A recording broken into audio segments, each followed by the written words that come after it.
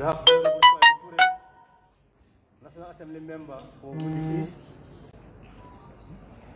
Then you have Khalifa Sallah, the presidential candidate, Sallah, and a host of other important dignitaries. For us in Doi, each and every one of us is a dignitary. But sometimes it's necessary to also recognize the presence of certain individuals. And that's what I've done. I would now want to introduce the moderator of this engagement that brought us here.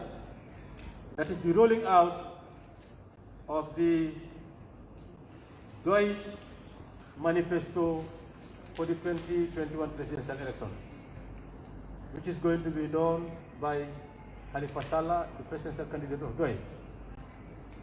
But the person who is going to do that is Dr. Hassan J., who is a member of the PDOIS Technical Committee, Administrative Committee.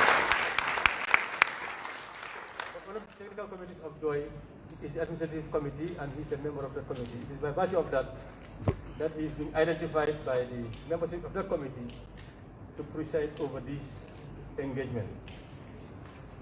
So you're welcome once again, and we wish that we have a very fruitful engagement that would usher in the march towards liberating this country come 4th December 2021 with the election of Khalifa Sallah to institute the transformative agenda for system change for the Gambia.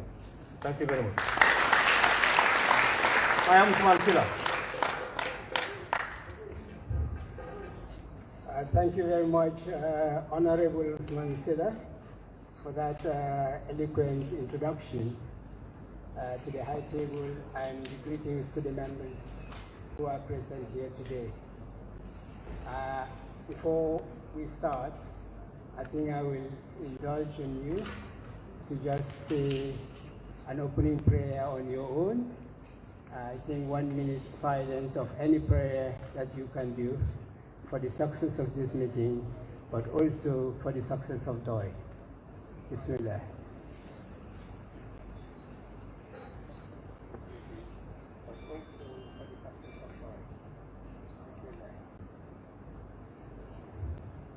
Amen. May Allah strengthen our endeavors and our purpose, and may good come out of all our activities. Amen. It's my privilege to moderate this important milestone for the party, and that is the exposure and rolling out of the manifesto. We gather here for that exposure, and this manifesto, all of you will be aware that it embodies the mechanisms and the principles of system change and the uplifting of our people from poverty, but also the principles that will go against injustice and ignorance, which this party stands for. For the doubting Thomases, one of the values of this party, for its long-standing existence in the political space, is actually to vie for common good. And the whole system lacks that value of common good. Rather, we have a system that encourages self-centeredness. And this has been chronic, and it requires courage, a courageous leader, to really revamp and bring about the system that would usher us into prosperity, into good productivity. And that leader, we have it in the name of Khalifa Babakar Sallah.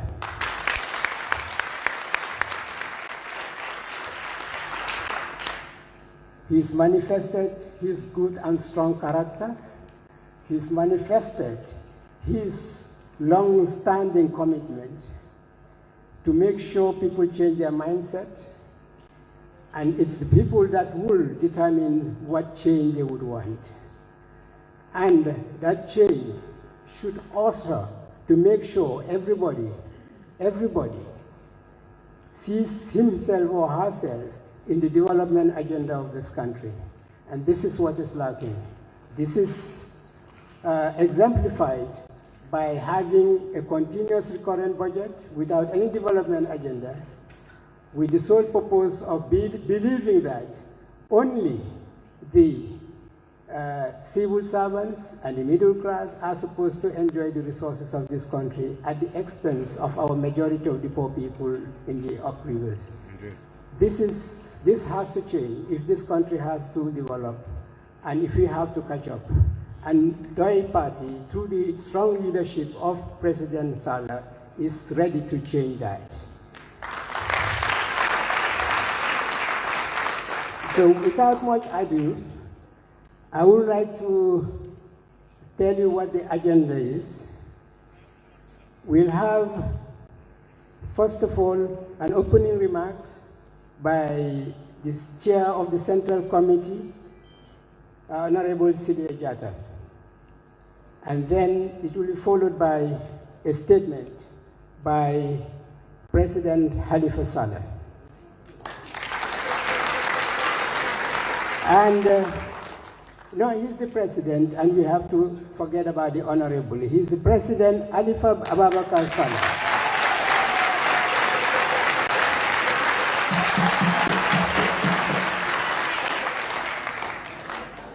Following his statement, we will have media engagement, and then lastly, a public engagement.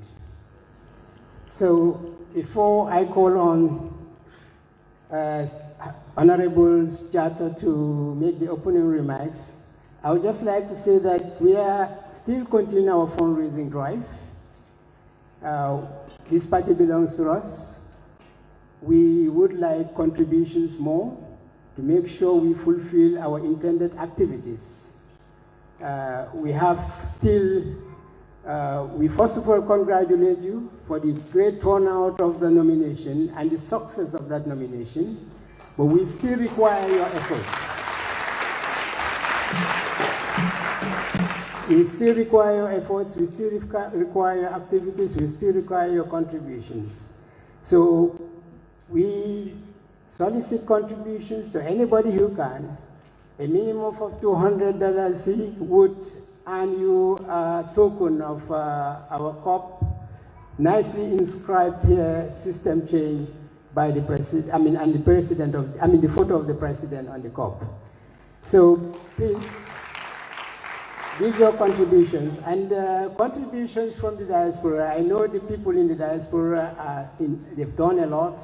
They are still intending to contribute. Please visit the online system that we've set up and continue to give your contributions. Inshallah, whether we have big money or not, or no big money, we are going to walk into that State House.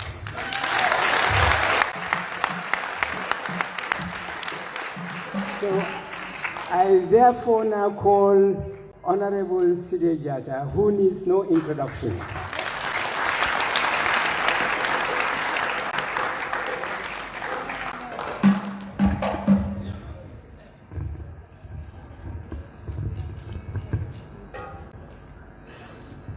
Good evening. First, members of the High Table and the presidential candidate for our party, Honorable Saleh, a would-be president.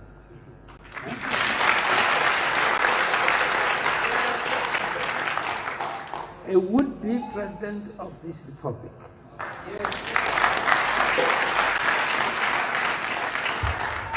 We are gathered here this evening for an important task.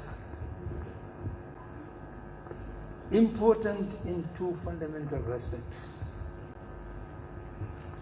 Legally, a presidential candidate has to have a manifesto.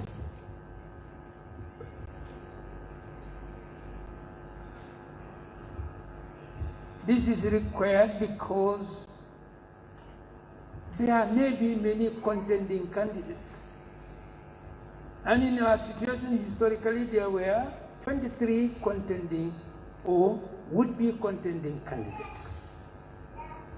But now we have 6, as announced by the IEC. The other fundamental requirement is that each of these candidates has to articulate to the people of this republic what he or she would do to change their lives. And that manifesto must contain that. And that must be made accessible to the people for them to be able to make up their minds as to who to entrust with the responsibility of running the affairs of this country for the next 5 years.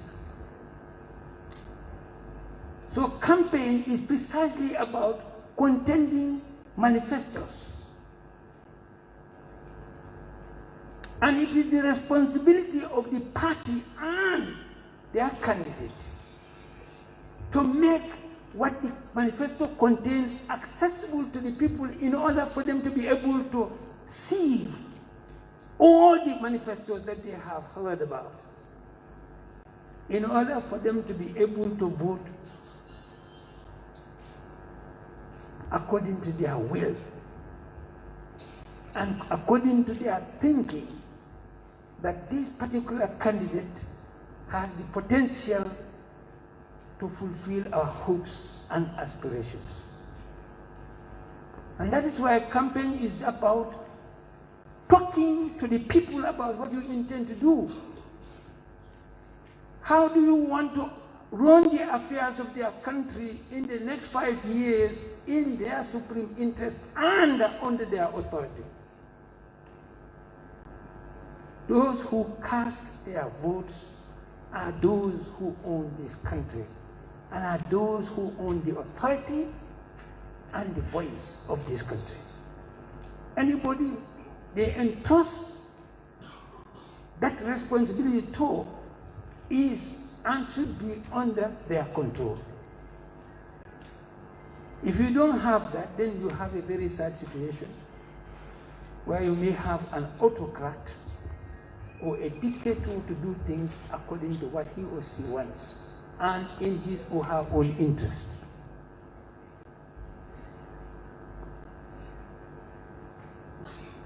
Some of you here are militants of the party. Some of you are supporters, some of you are sympathizers. But particularly those of you who are militants of the party, you have the responsibility once you go out of this hall today. You make it your duty to read and understand the manifesto in order for you to become apt in making it accessible to the people before they can make up their minds as to who to vote for on the 4th of December 2021. That is not a small task. We are not going out to castigate or to insult anybody. We are going out to inform, enlighten, and help people to become apt in making up their minds on the 4th of December 2021, for them to choose somebody to whom they will entrust the affairs of this country for the next 5 years. And don't forget that historically we have been here for the last 56 years. And for the last 56 years we have been voting every 5 years. But for these 56 years we have never succeeded in establishing a republic worth living in.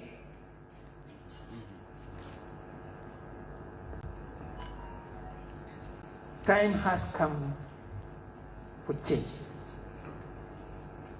time has come that we change that situation. And that is the key salient aspect of transformative agenda. Change. System change.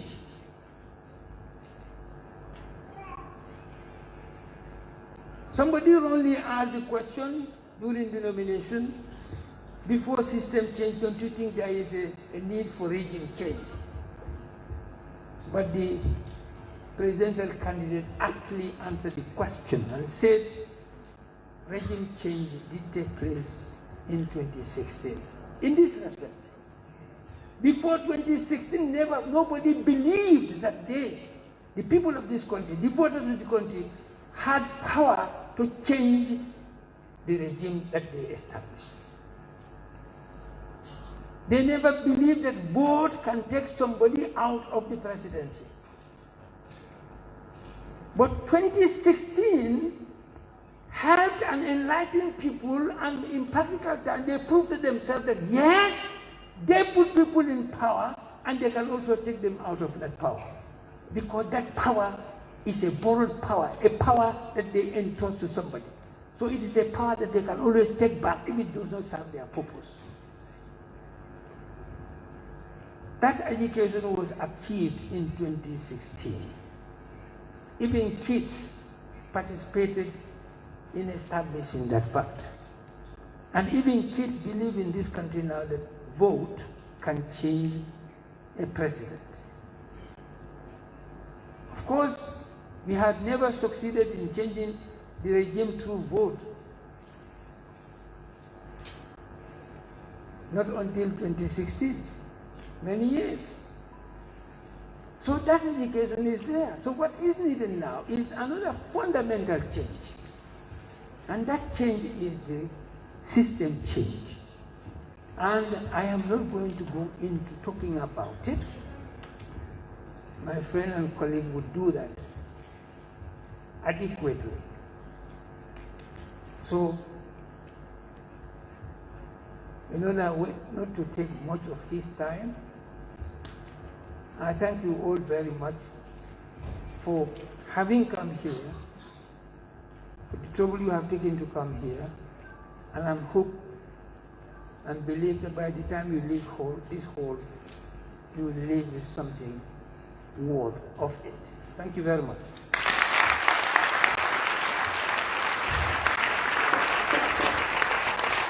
Thank you very much. Thank you. Thank you, Honorable Siria Jata, for that eloquent speech, opening statement. The statement, of course, underscoring the importance of a manifesto, whereby it comprises of activities to fulfill the aspirations and the hopes of the citizens. But another important underlining statement was that we need to be aware that this country has never succeeded as a country that we are proud of for a period of 56 years. And I think that's a real good, strong statement that everybody should really sit and reflect upon. Are we going to really continue the status quo, or do we really aspire for a system change? And that's true. It's only through that we can fulfill the hopes and the aspirations of our people. Thank you very much for that eloquent speech. I will therefore now call upon the President of, he said President the would-be President, but I say the President. Yes. The President Khalifa Abubakar Saleh. Yes.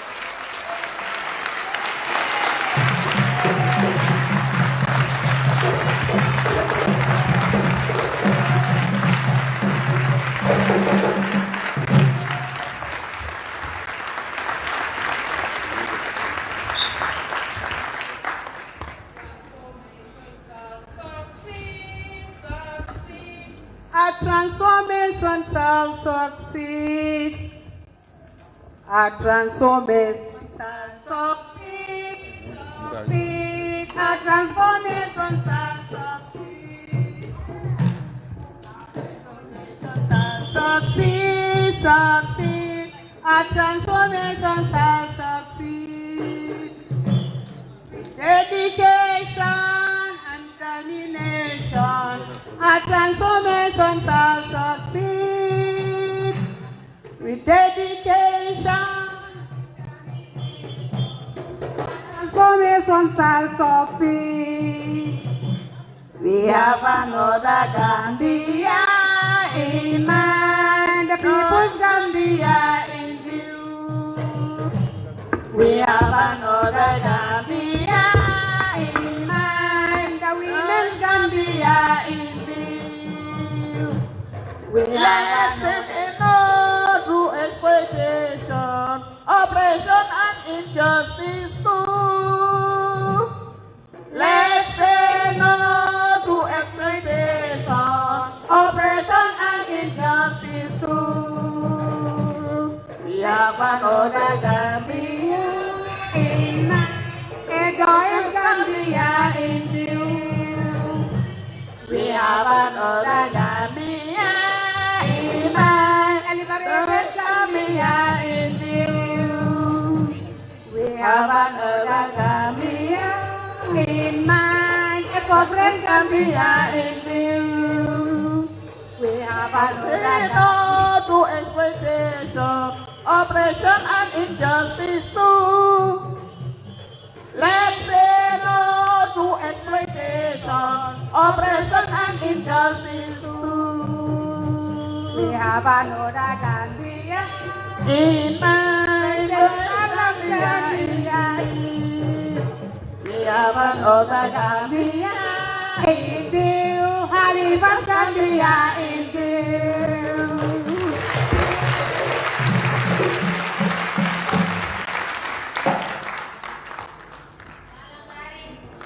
Honorable Gambians present here, we have chosen this day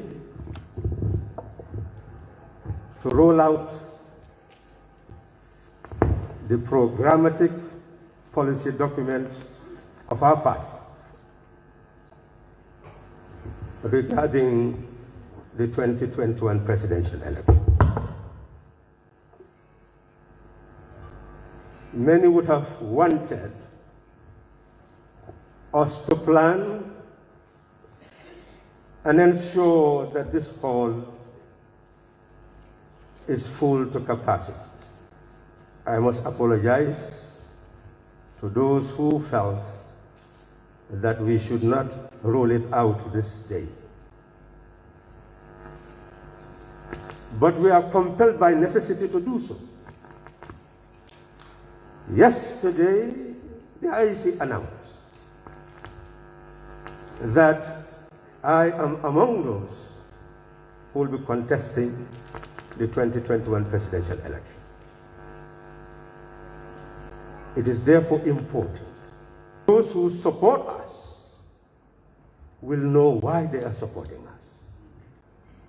You should not cast your vote without knowing why you are casting it. So we'll take this as a process, as a starting point. And I was convinced that if we hold this during the week, many students will not be able to be present. This program is dedicated to the students of the Gambia.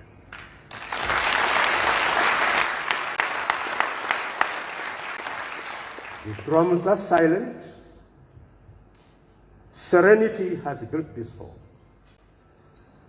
My duty is to speak to your mind, to your heart, to your conscience, so that together we will develop a love of country and people and be ready to sacrifice to ensure that collectively we live in liberty, dignity, and prosperity. My duty is not just to give a speech that inspires.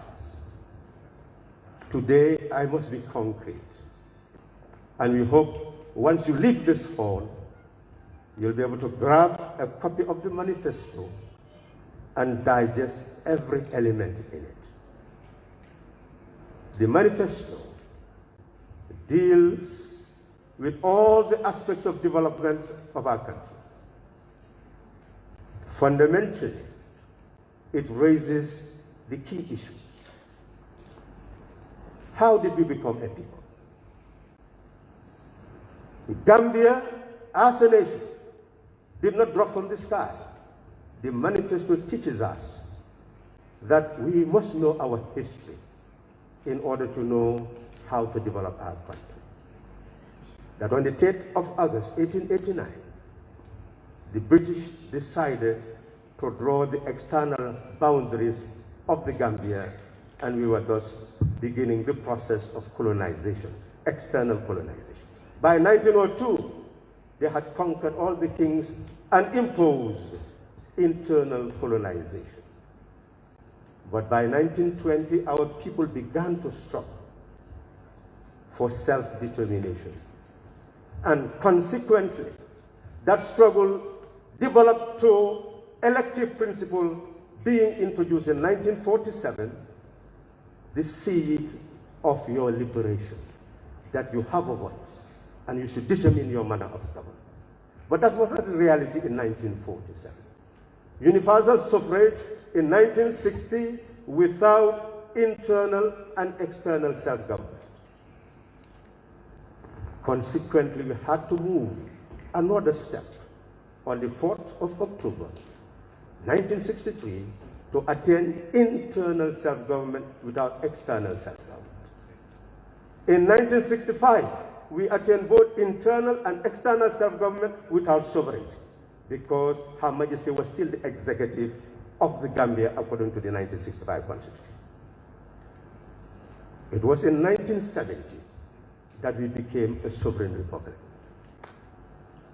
And that meant that each of us was an owner of this country, owner of the land, owner of power. We are told that Gambia is 11,285 square kilometers, that we have a territorial sea of 12 nautical miles, a contiguous zone of 24 nautical miles, and economic zone of 200 nautical miles. Internally moving 450 to 500 kilometers inland. We are told that this is our country. But the reality is that the external boundaries of the Gambia had never been properly drawn.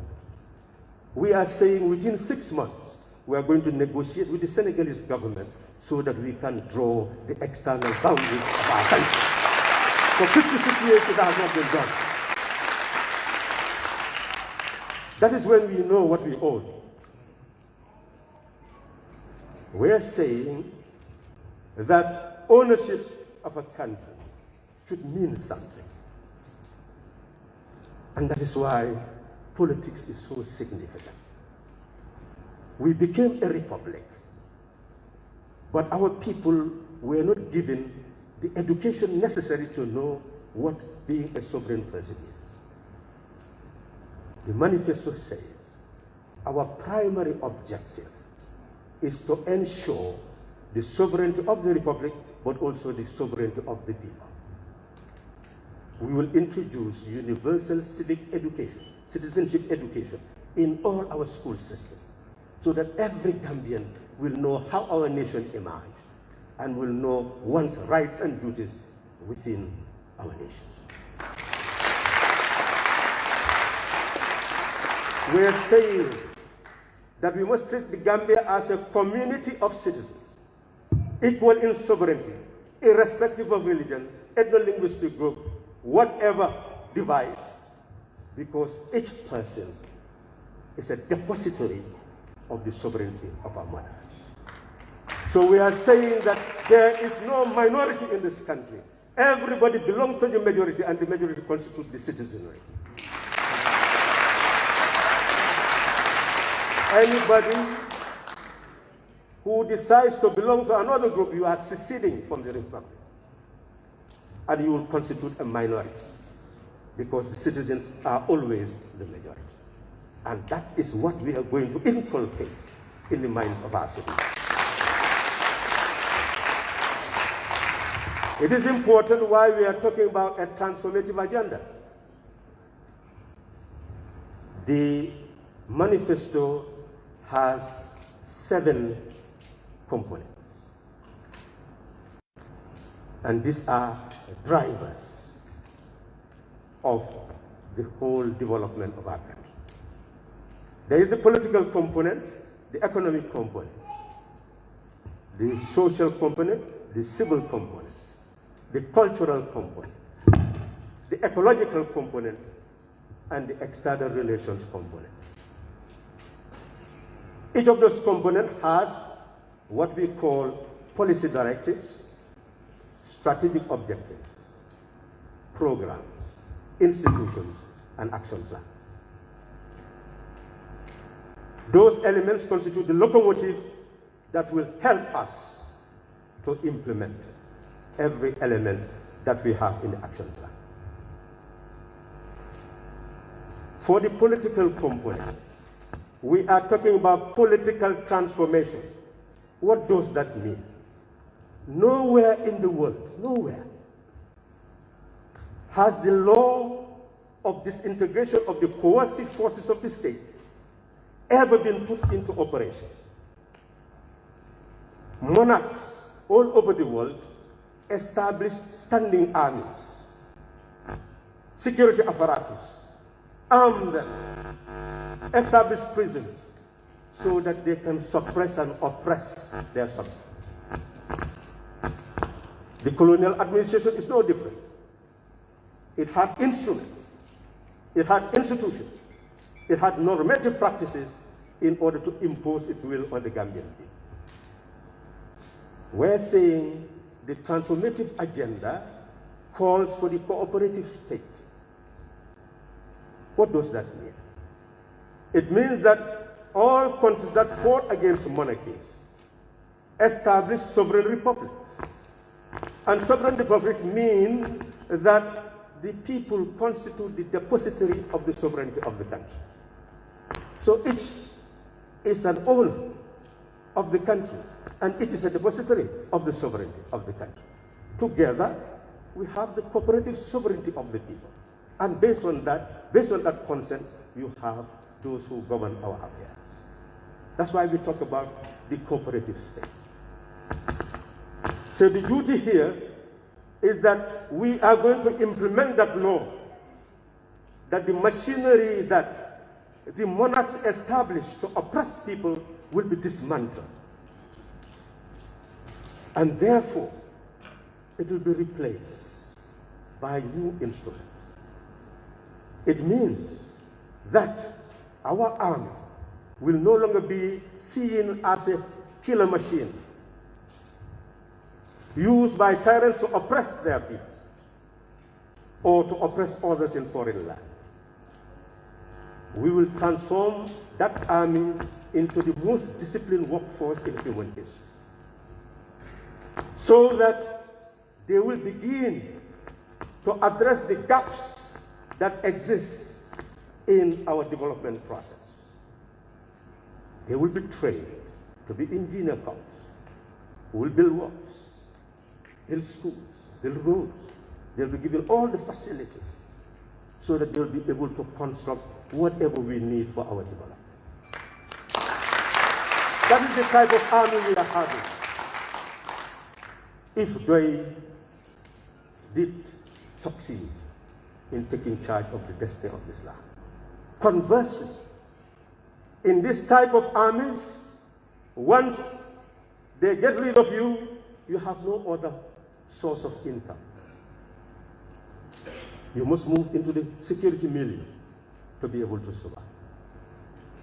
We're saying we'll put an end to that. Our armies will be schooled for development. Our police forces will be mobile forces. We are saying that in each village we'll replicate the state structures: health, education, security, every element, fire service, fire and rescue service. Everything will be replicated in the village, so that the villages will be trained to to be able to administer those services. Those who are trained in health areas will be able to do first aid. They'll be able to do your sugar test, to do test for hypertension, anything that is primary, those people will be educated to be able to do it at the village level. They'll be able to maintain security at the village level. Where they see that they are powerless to be able to do so, then they call for our mobile police to come immediately to their assistance. That is the type of police force we are going to construct. A police force which is community-based, which is linked with the community, linked with the aspirations of the community, is there to serve the community.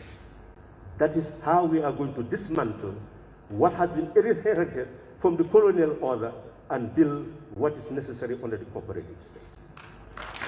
We are saying that those new police officers with new mindset will no longer need, supported by the community, will no longer need to use handcuffs, which is torture, or put people in congested prisons waiting for trial, because all that will come to an end, because the community will be cohesive.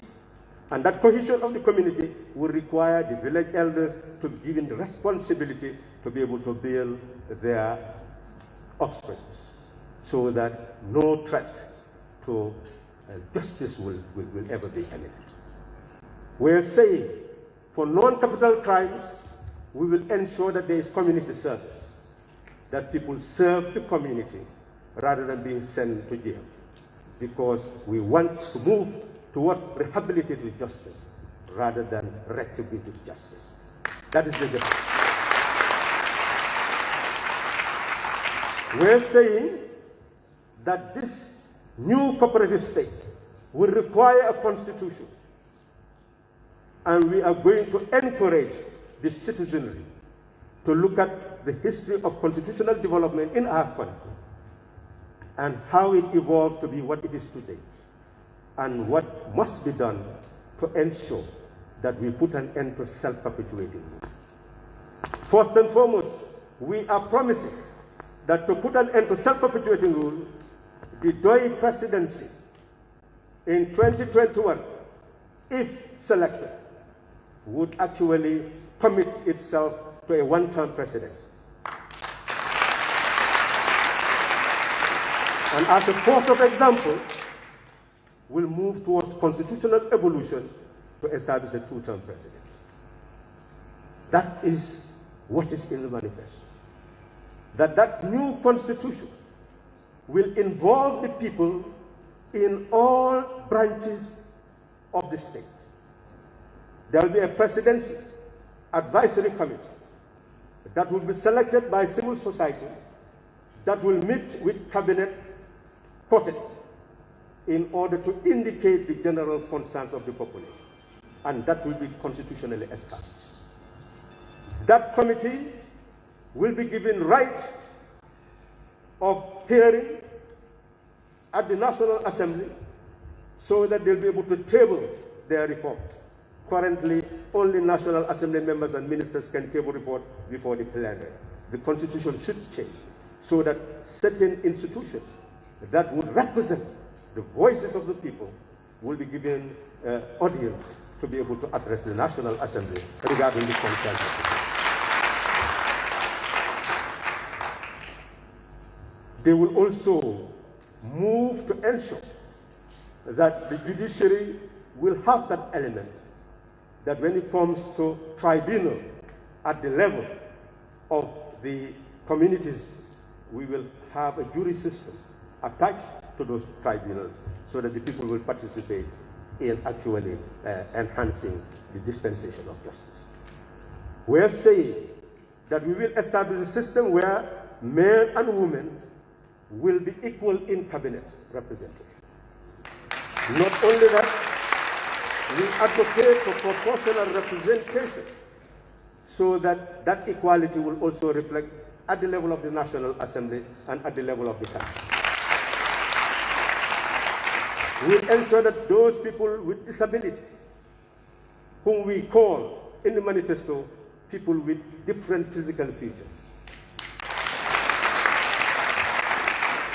would actually have responsibility in being represented in cabinet, represented in National Assembly and in Council, in all decision-making organs of the state. From the political component, it is rich. I will leave the rest for you to go and search, find, and share what is there. My duty is simply to summarize, to entice you to want to read the manifesto. It has a sense of history, but it's also very practical in demonstrating what ought to be done to transform what we call the coercive nature of the state and introduce the cooperative nature of the state, which is an instrument of protection of the people rather than an instrument of coercion. We move to the economic domain. We are told that we own the sea, we own the land, but poverty still prevails. How do we end that poverty? We are told that in 2020, we have 3 branches that contribute to the GDP. Agriculture, and in 2020, 18%. Industry, in 2020, 20%. And services, in 2020, 55%. 7% left, other sectors. But if you look at agriculture, it has never been able to ensure that we, the Gambian people, can feed ourselves. We have arable land of 550,000 hectares, the manifesto says. But only 57% is now being cultivated. We need rice production in order to have rice self-sufficiency. We consume between 200,000 up to 350,000 metric tons of rice, taking different periods. But we produce between 22,000 and 57,000, taking different periods. So the bulk of the rice we consume is imported.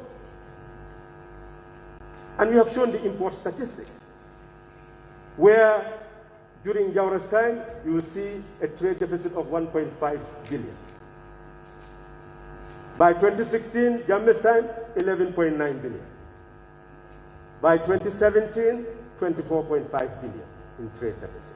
We are not exporting. We are importing most of the things we are consuming. Yet we have the arable land. What is the problem? The people do not have the fertilizer seed farming implements to be able to produce. So consequently, we are hoping that there will be external investment in our agriculture in order to facilitate its development. Currently, you find villages signing contracts with external investors, giving whole land to them so that they can cultivate banana and they will sell it abroad, use their labor, and at the end of the day, at their expense. That's not the type of agriculture that can eradicate poverty. It is important also for you to bear in mind that, as the manifesto says, we have the state which must provide services. But currently the state, 25.7 billion in 2021, over 13 billion comes from taxes, and only 1.5 from non-tax revenue. So essentially then, we are relying mainly on taxes, grants and loans to be able to run this state. This is not sustainable. So what do we do? That is the question. The transformative agenda emphasizes that if you see Kuwait developing today, if you see Singapore developing today, if you see Norway moving to the level that it is today, they utilize their natural resources, their mineral resources, their oil resources, depending on the country you're talking about, in order to maximize the accumulation of sovereign national wealth. So it's now a law of development. And anybody can come and question that. And we'll show you why it is a law of development. That development that is universal and comprehensive in the economic sphere to eradicate poverty is inconceivable without accumulation of sovereign national wealth. And that is why we are saying that at the level of the central bank, we will ensure that we create a sovereign national wealth fund. We will try to expand the productive base of the economy. And an example, we have a navy which is there simply to protect our waters. And they cannot have enough fuel. They cannot buy new vessels. They are depending on charity to be able to get the equipment that they need. We are saying that the Navy should have a branch, a fishing fleet, that will be able to produce and maintain the Navy and also contribute to sovereign national wealth accumulation. The minerals and all that. The public enterprises, all the institutions of the state should contribute to sovereign national wealth. And by doing so, we can have two branches at the central bank for investment. One is to ensure a cooperative bank that will give seed, fertilizer, farming implements to farmers, to horticultural gardeners, will also give those who are engaged in processing, those who are also engaging in marketing the produce from processing. All these people will be able to get loans that are interest-free. Interest-free. Why? Because it works. Many people had misled the Gambian people to believe that what DOI is talking about when he says socialism is alien to the Gambia. When every single day you go to the market, you find the women having their osusu. They will put all this money together and give it to one person. The person will invest it and improve the earning capacity of that person. But that person always pays the same amount that others are paying until the circles end. We are saying the wealth of the nation belongs to all of us. Rather than having political parties that will come together and agree to share the cake, one becomes minister of this, one another minister of that, one another minister of that, and then you see nothing going to the people. We are saying the sharing this time will be a sharing that will reach the household, that will reach the community. That's the calculated agenda. So that a part of the resources from the sovereign national wealth will go to the DTI student who had got training in some form of technical know-how or some auto mechanic to be able to have all the gadgets to be able to establish a workshop. A person who wants to be a carpenter to have all the gadgets that are necessary so that people will become producers from our national coffers. They will not become beggars. That's what we are saying. But then at the same time, there must be a branch that will be a sovereign wealth investment fund, SWIFT, whose objective is to take the sovereign wealth and invest it in our ocean and other productive enterprises. And even find for Gambians who are now established and would want to go into the sub-region to be able to expand their businesses.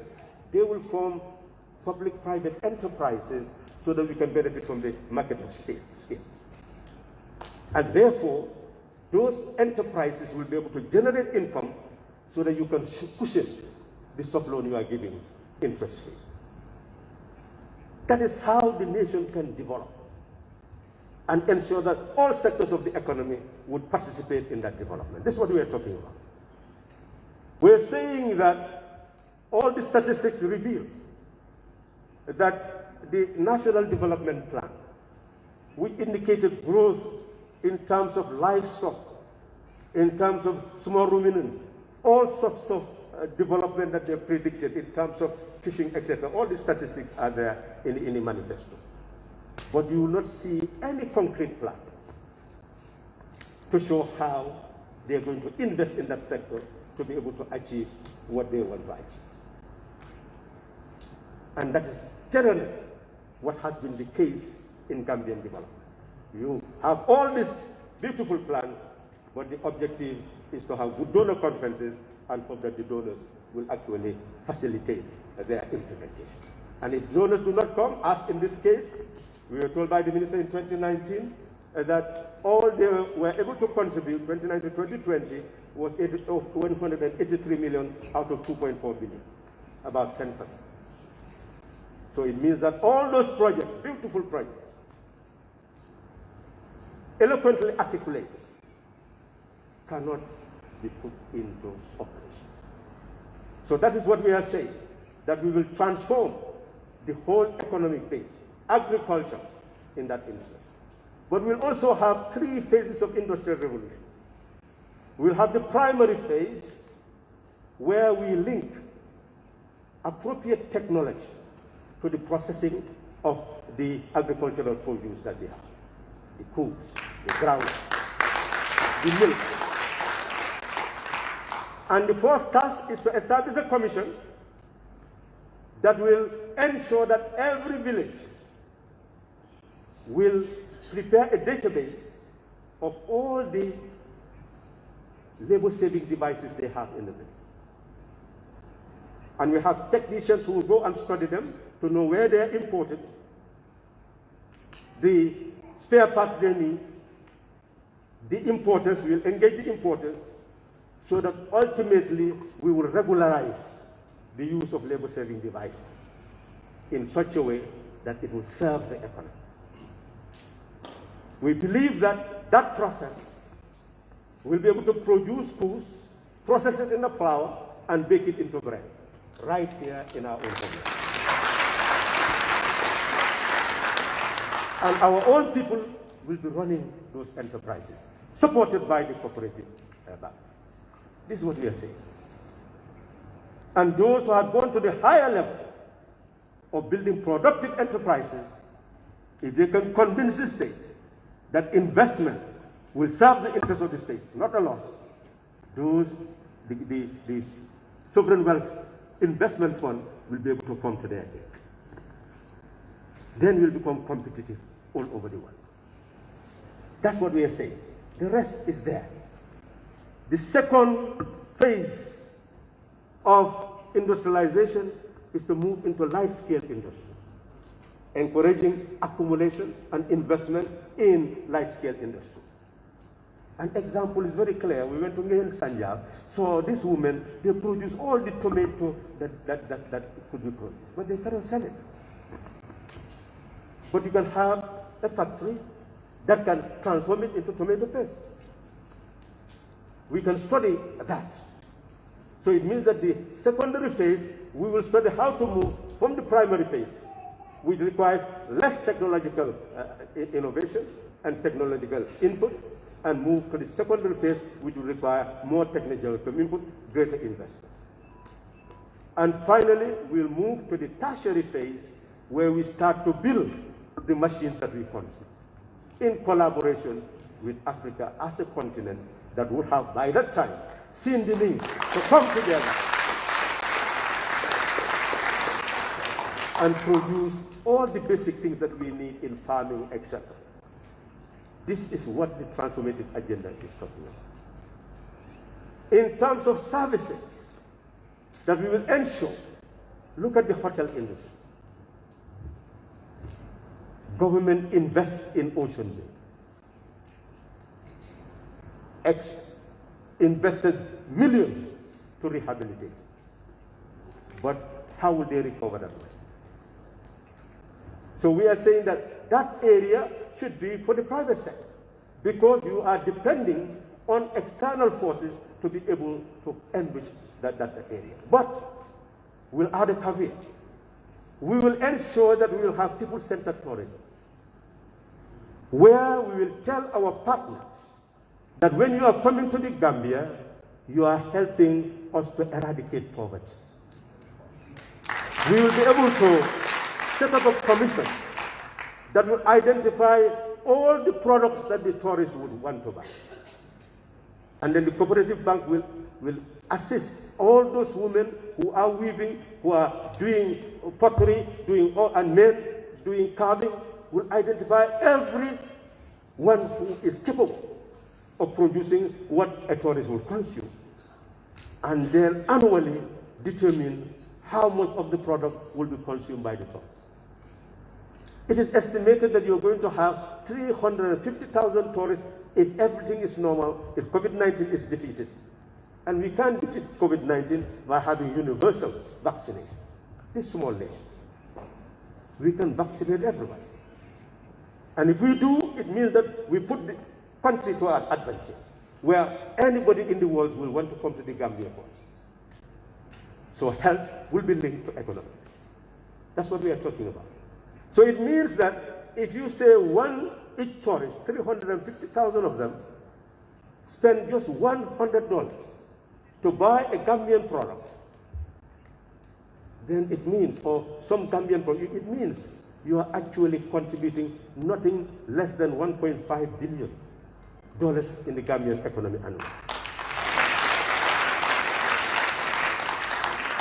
That's what we are talking about. Services can actually contribute to eradication of poverty. So we want to build a system that is people-centered, an economy that is people-centered.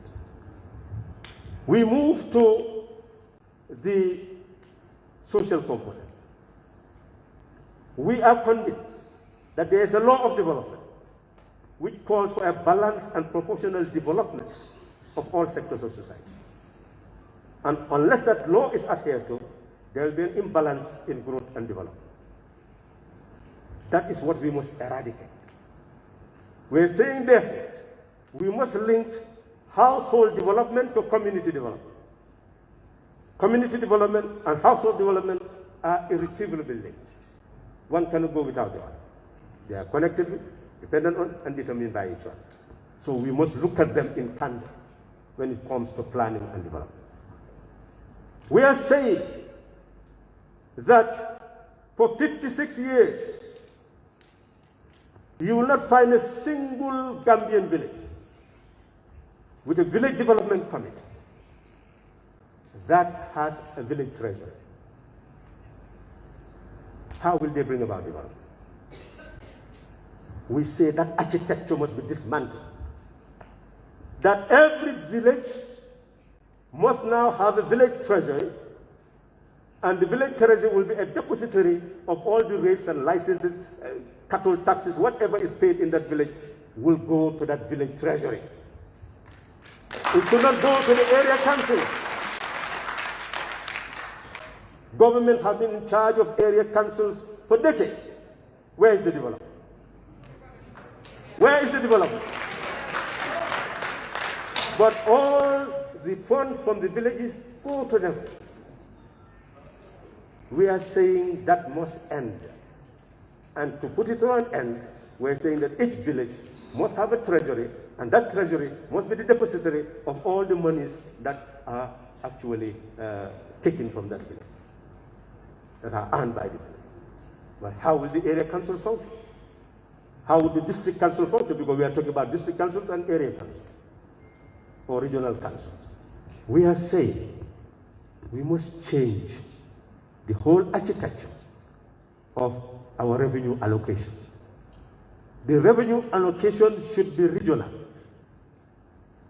That we must examine all the sectors of development and ensure that a part of the national budget will now be divided among the regions to facilitate the development of villages, districts, and regions.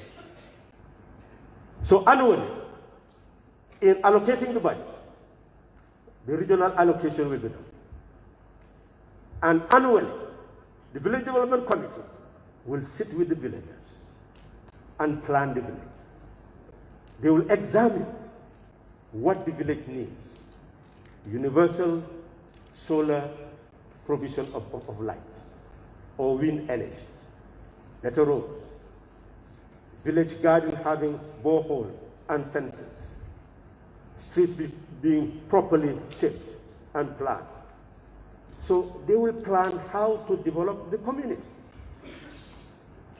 So in that regard, they will be able to calculate their priorities. And when they do, they will be able to see whether they have enough resources to implement. If they don't, then the district can come to assist, or the region can come to assist, the nation can come to assist. This is how development can take place in our villages and ensure that there is a balanced and proportionate development of all sides of the country.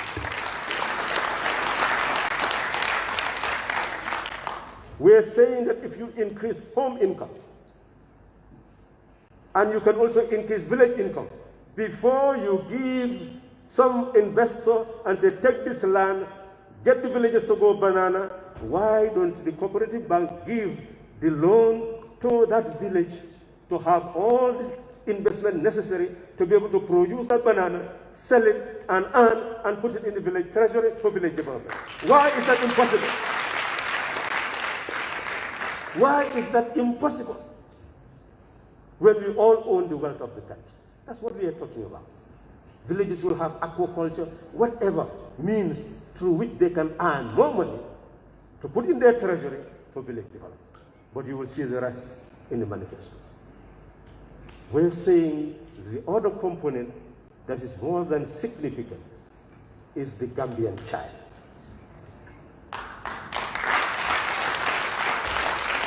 That the child is not only the child of the parents, it's also a child of the nation. And the nation has responsibility in the bringing up of that child. We're saying from prenatal all the way to 12-year education, the nation must be present. First and foremost, for mothers, pregnant mothers, we are saying 3 months leave before childbirth and 9 months leave after childbirth.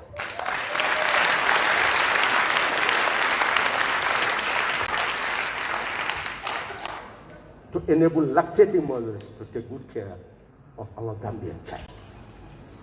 Not only that, because as the child gets stronger and stronger, there is need for greater care. So we are going to involve the fathers. That the fathers will have 6 months reduced workload and then 3 months leave to be able to ferry children from nursery school back to their house. We are saying that that child at nursery school should have free early childhood education at state expense. We are saying that child must be brought up to understand the body, internal and external, understand nature, and understand how to harness from nature what we need to survive at that early age. And then we move to the under 6 child who would be taken care of in this early childhood center at state expense, properly trained and brought up, and then move from the 6 to from 6 years to 12 years. It means 6 years of post-early childhood education.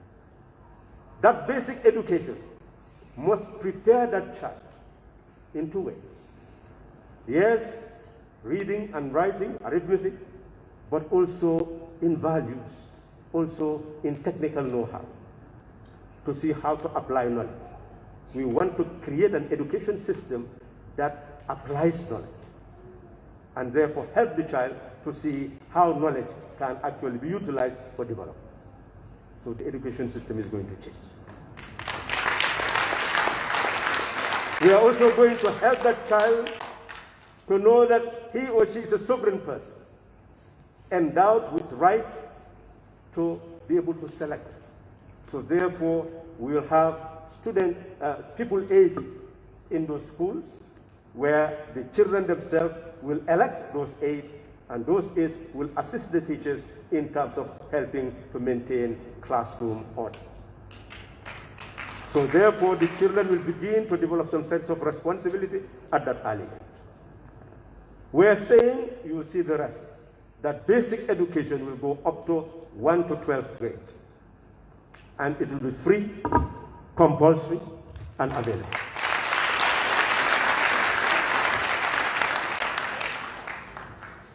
And the first thing we are going to do before actually implementing that, if you look at Section 30 of the Constitution, it says that basic education must be free, compulsory, and available, accessible. Then it goes to the secondary level and says that it must be accessible and affordable, and progressively move towards free education. At the tertiary level, progressively move towards free education. What is progressively moving? Is it increasing or decreasing? The cost of education should be decreasing. Therefore, we will honor the Constitution by immediately establishing an education commission that will look into that and to see how we can reverse the cost of education back to what it should have been in terms of implementing the progressive introduction of free education. And then we move into actually giving free education to our children. We are saying after the 12th grade, we'll introduce a national service where all those children will be able to select where they're going to be in order to build up their knowledge base and skill base. All this delinquency that people talk about will be eradicated because these people will have a sense of purpose and direction, and they will be taught to love their country, love their people, and prepare for sovereign living and sovereign citizenship. That's how you build the nation and its future. Well, read the manifesto. It goes into different ages, those who are youth, and how they can be prepared to live contributive and productive life. And how we can build up the branches of the economy, we have already shown you, where they can be integrated and assisted to be able to add value to our economy.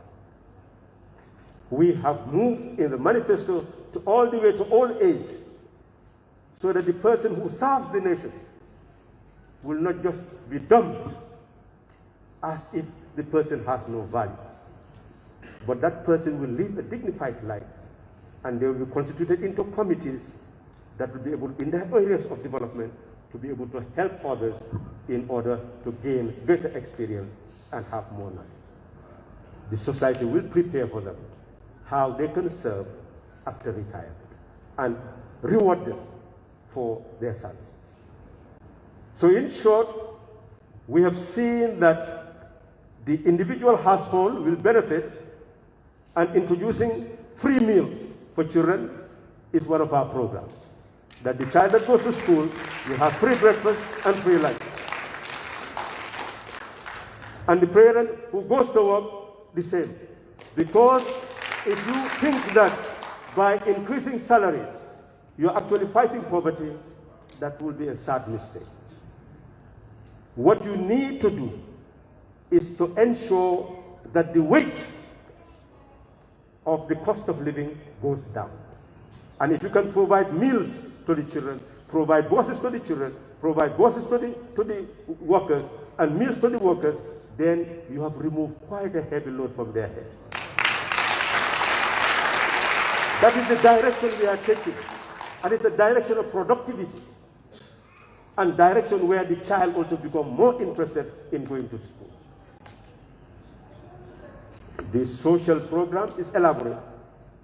You may look into it. We also have the civic component, where we want to prepare a society of justice, where injustice will disappear. That, just to give you a brief contribution, that will make sure that all these human rights defenders would be given the responsibility to be able to enter into any police station, go into any areas of detention to find out any information that is necessary. as long as they obey the rules. In this way, we prevent any form of injustice. We are going to encourage our people to develop knowledge of the law, and the media to have the ability to gather information and engage in self-regulation.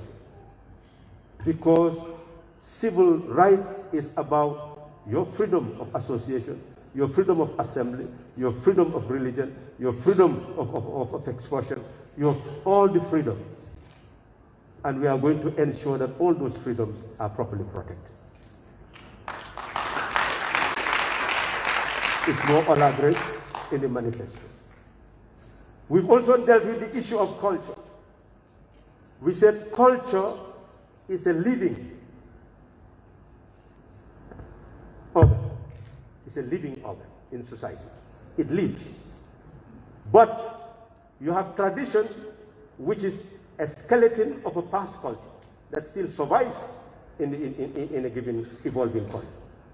And you have customs which are living traditions that are now imposed by sanctions.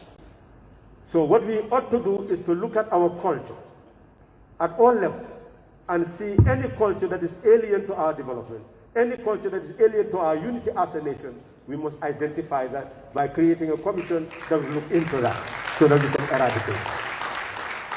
The objective is to establish a culture that promotes the republic, the democratic survival of the people, the unity of our people on the basis of our collective sovereignty. That is the object. So we will see how culture can also serve development. That by consuming certain foods, certain clothes, certain goods, we'll be enhancing our own economy. So we'll be promoting that. What type of Gambian goods can we promote not only here, but promote it for tourists to consume, promote it for the outside world to consume, would be a way of linking culture to the economic revival of our country. We are saying that nature lives in us, we live in nature. Nurture and nature are together. Therefore, it's our duty to examine what environmental impact certain actions have in leading to deterioration of our natural environment, and therefore oppose that.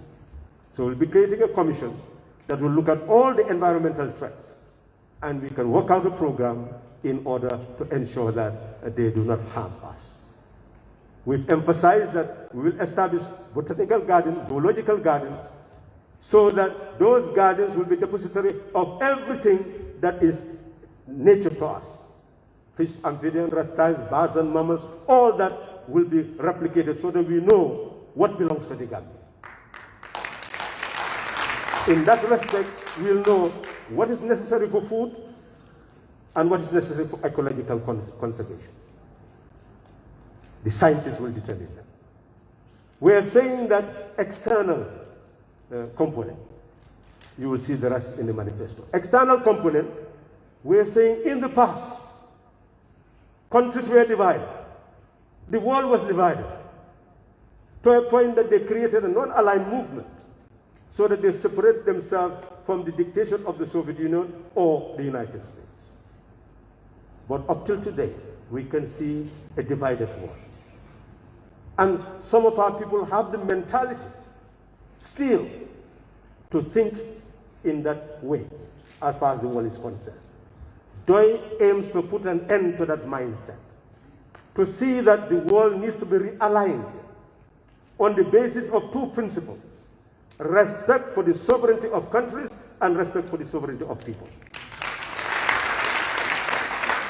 We will unite with all countries in the sub-region, the continent, the world, that are ready to defend the sovereignty of countries and the sovereignty of people.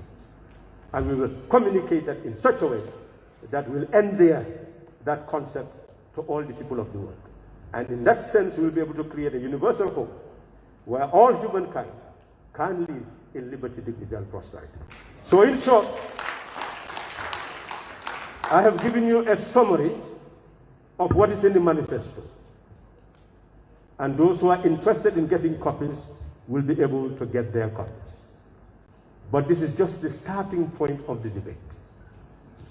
We'll be holding sessions after session to enable you to interrogate what is in the manifesto so that we can gain greater clarity. But I must tell you one thing, that Africa is in danger. 1.2 billion human beings, most living in abject poverty. That is not sustainable. We are depending on a Kuwait, on a Saudi Arabia. What do they have? Oil. What do we have in Africa? How many countries are producing oil? So what is wrong? That is the right question. Why are we still living in poverty in the Gambia? That is the right question. But to start telling me that Soviet Union and China is emulating, is that what you should be asking? We have narrated our constitutional history, how we evolved to be a republic. Is that how China evolved to be a republic? We know our history. That's who we are. And we know that we participated in the First Republic, defending the sovereignty of the people based on the Constitution.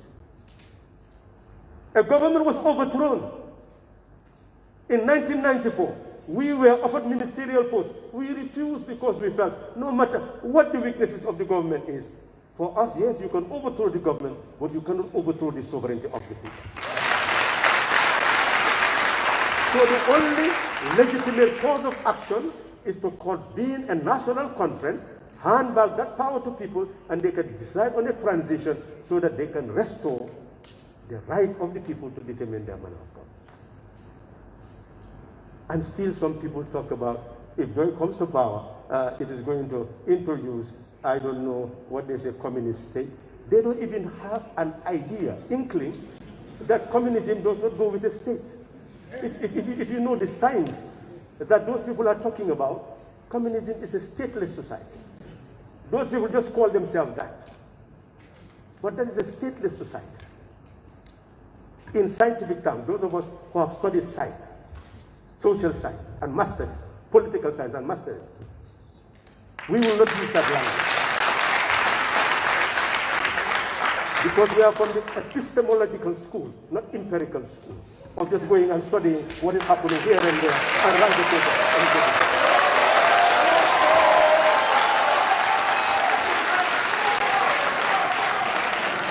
So we will change the education system by creating an academy of natural, social science and humanity. And we will mobilize the best thinkers to be there in that apex institution, planning our universities, our high schools, our primary institutions. So we are ready to work. We are ready to build a new nation, not only for ourselves, but for the continent and for the world. Thank you.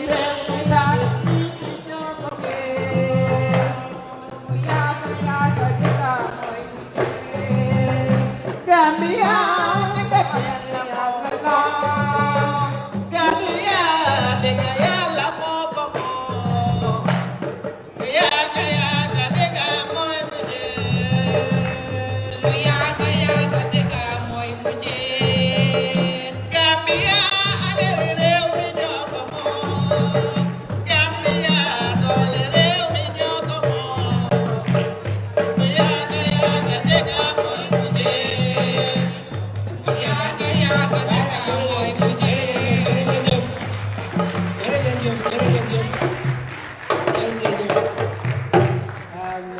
the interest of time, I'm sorry I have to cut short that wonderful piece of song because we definitely don't want to retain people longer than necessary.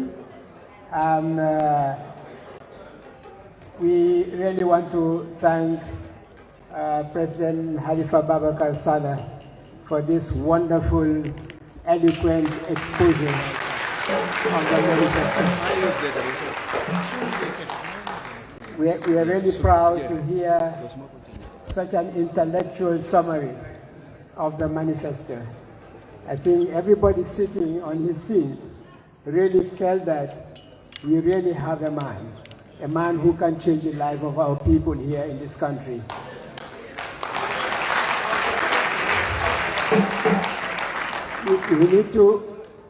We need to be prepared, steadfast, and be prepared to extend. And that's the fundamental thing that we have to do, to extend the ingredients of this message to other people. Just before I came here in the afternoon, two friends of mine said, look, I'm sitting on the fence. I really don't know which party to vote for, especially after they disqualified my candidate.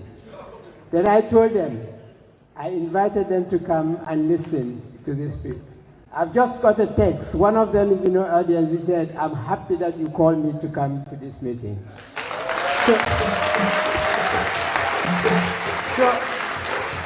So this suggests that we all have a role to play. We need to really extend this simple message. Some people can choose not to understand DOI. That's their problem. But it's our duty to tell them simply what DOI is all about. And do not be so-called Ujamaa, so-called Ujamaa has failed, so why are you bringing Ujamaa, communism, where they don't even understand those words.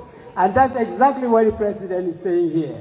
So let's extend this message. It's our duty to do it, and we should do it, and people will understand. Okay?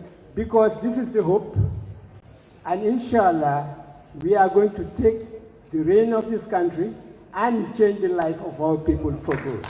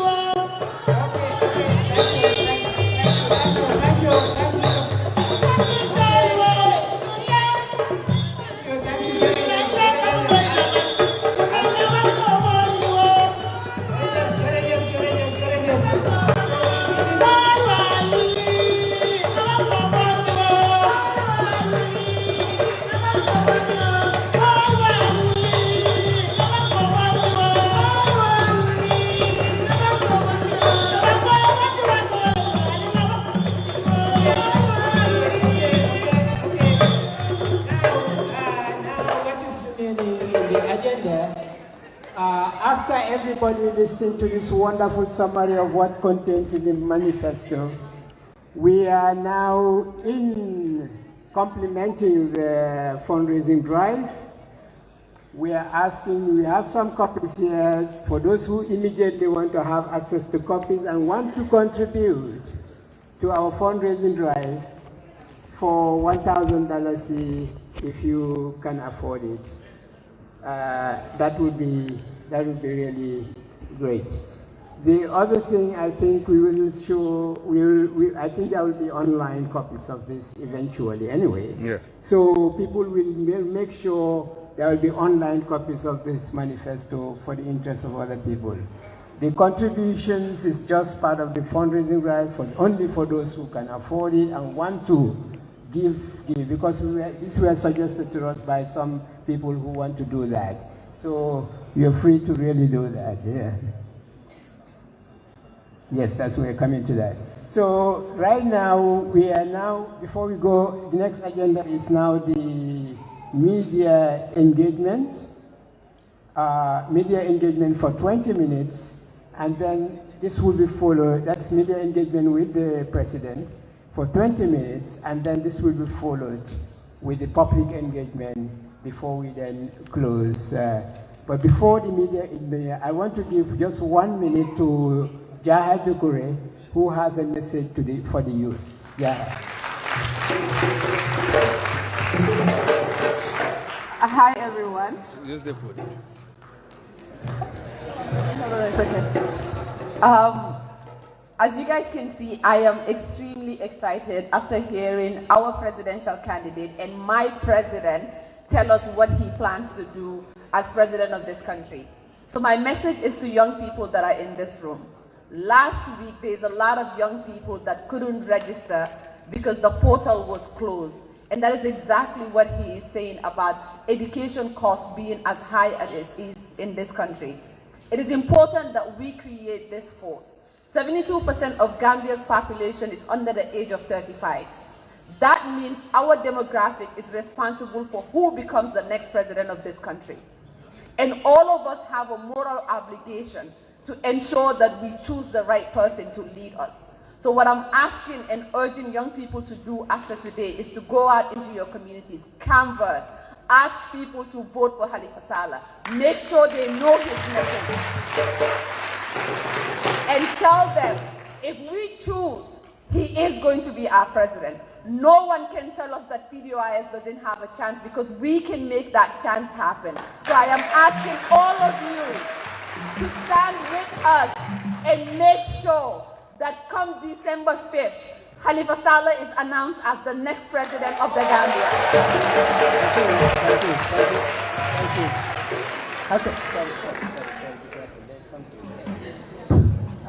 Okay, so we will now call. We'll now have a short 20 minutes engagement with the media, Mr. President. You would like to have it there, or you are comfortable coming here? You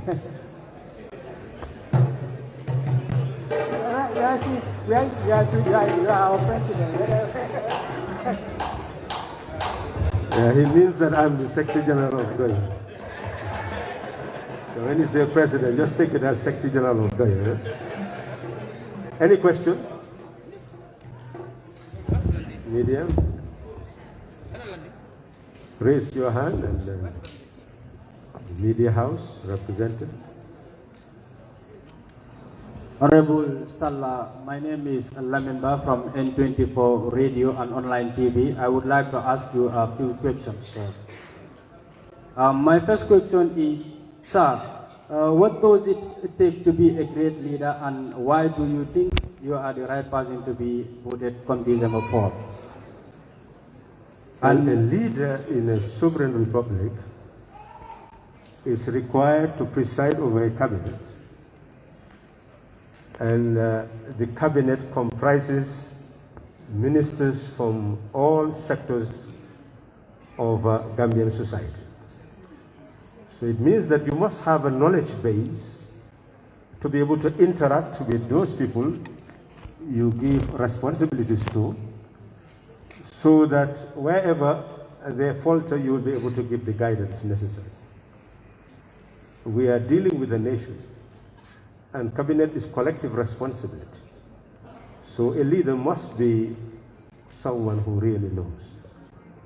The unfortunate thing about Gambia is that it relies basically on taxes, grants and loans for development.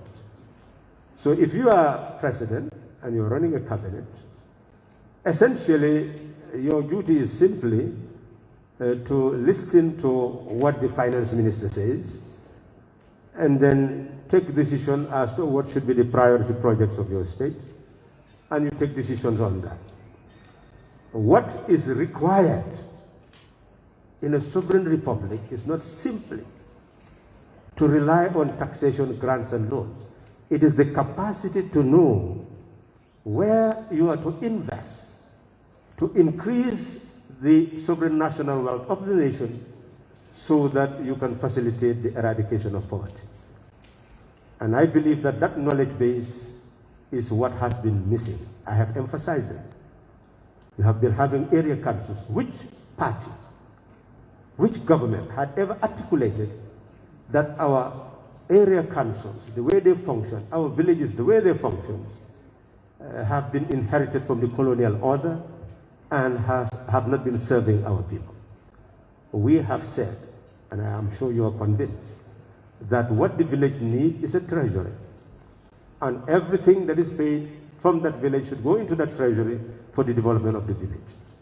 That what should really happen from the national wealth, 23 billion, we are told, in 2022, is what part of it are you going to give to the regions so that it can subsidize the developments in the villages. If you do that, you will have a balanced and proportionate development of society. So a leader must have that knowledge base. I don't know, you're saying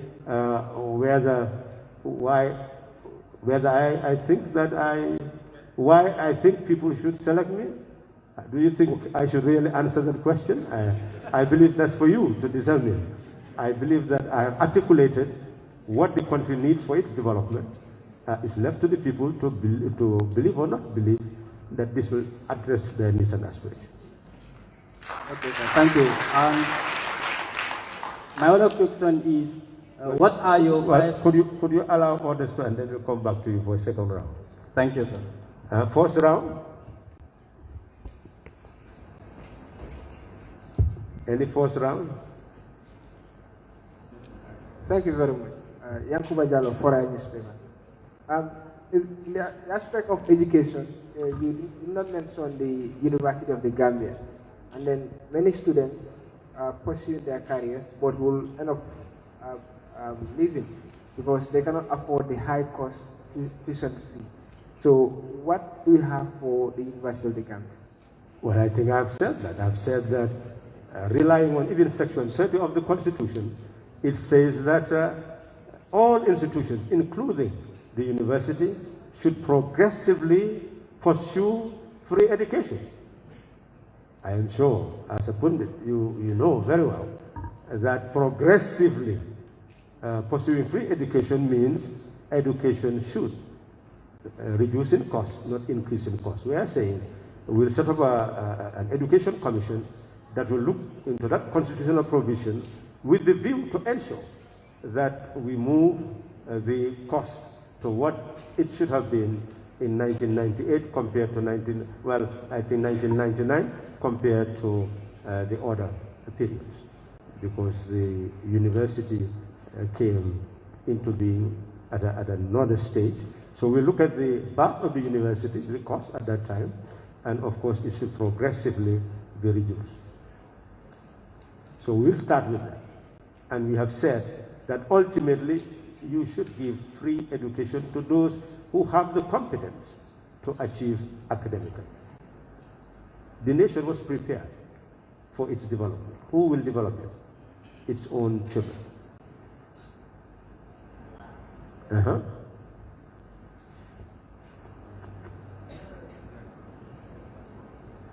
So we go to the second round.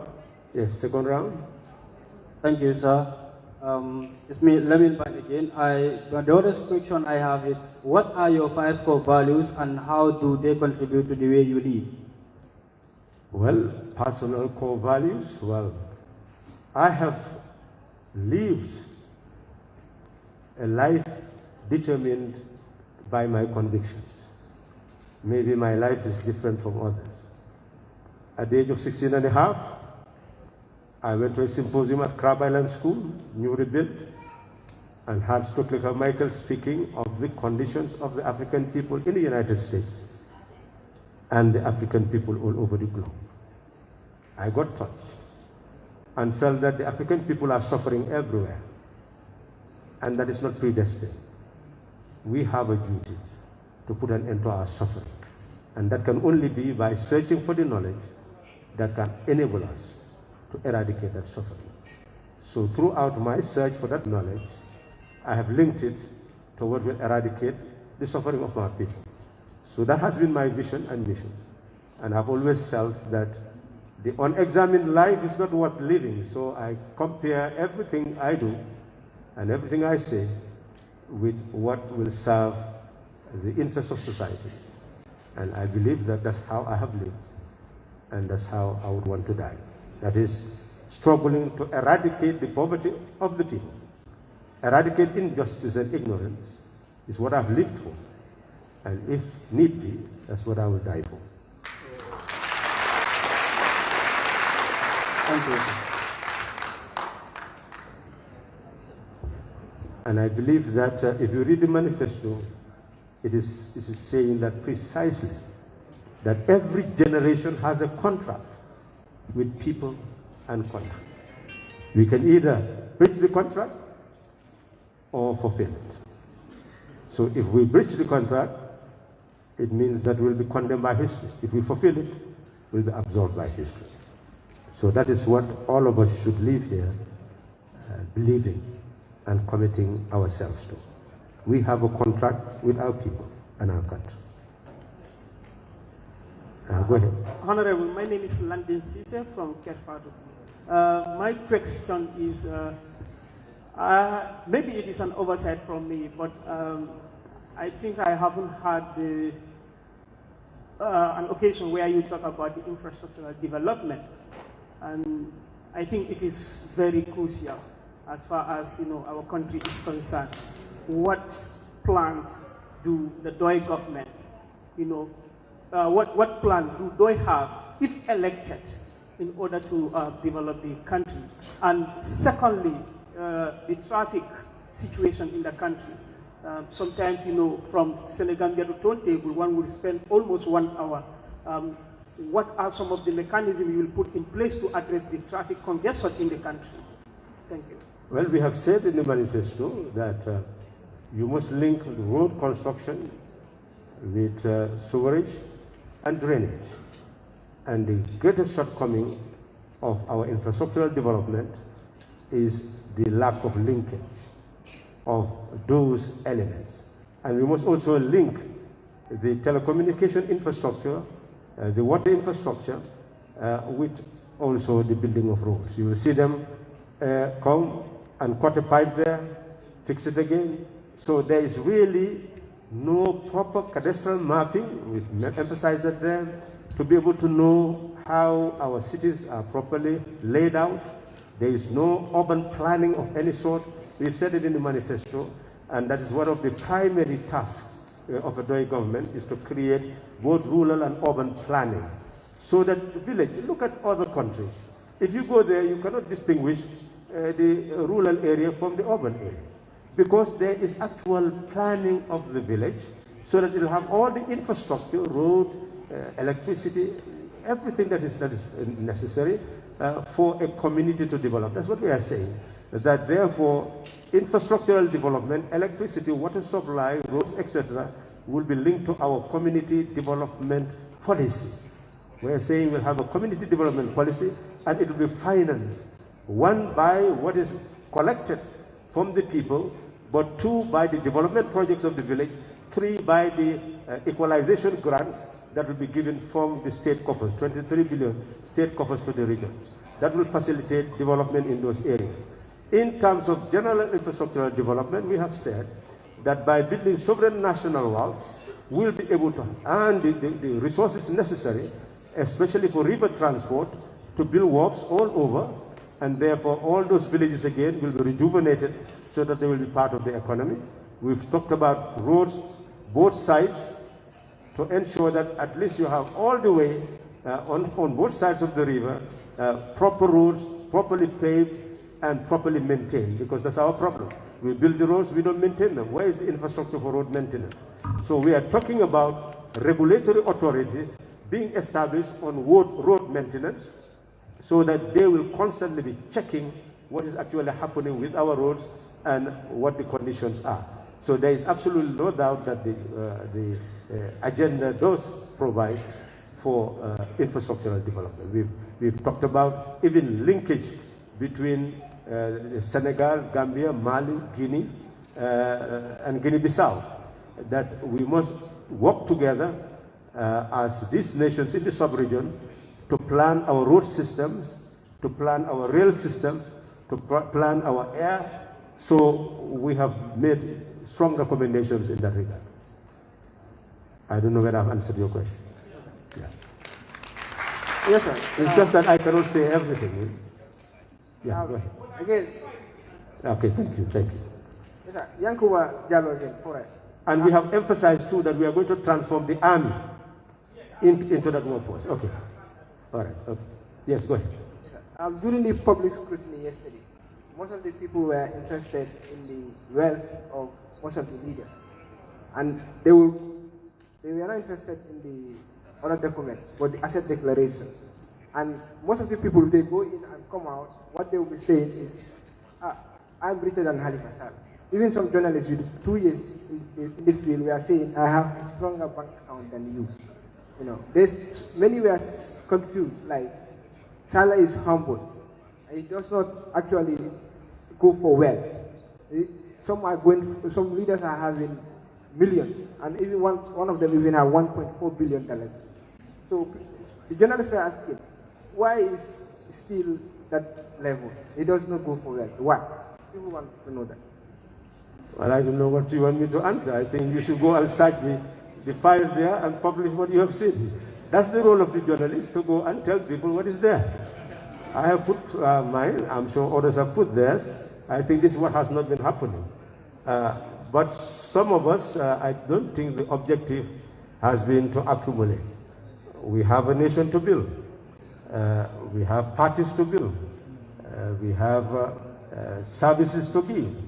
So we cannot afford to accumulate when there is so much responsibility to shoulder for our nation. I believe that our duty is to earn and save the nation. Then everybody can earn and live decent life. It's not that Khalifa does not want a decent life, as they usually create this mediocrity that if God takes over, nobody will drive a car. It's like everybody will now go to the ancient age. These are the situations. They turn the life of a person to be a state policy. I think this is really what we must avoid. There is no need to romanticize a life which is being lived for good purpose. I think we have to now continue but do the public engagement. One question, Okay. Oh. Is it a pressing question? Yeah. Okay. Go ahead.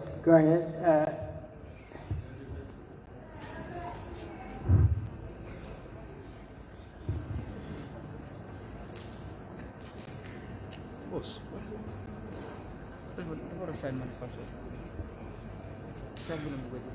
Okay. It's a pressing question. One more. How do you want the public engagement? You have to say No, miss. So the question? My name is Mary Matwenjai from N24 TV. My question is, what do you believe should happen to those close to you when they make an honest mistake? What happens? To those close to you when they make an honest mistake. When a person makes an honest mistake, you help them to correct it. As a president. As a president. As a president, I mean. As a president. If I were to be a president. Yeah. Okay. Well, you know, we must know that cabinet is collective responsibility. That is a doctrine. And you will see it in the Constitution. That it is the duty of the ministers to really advise the president accordingly.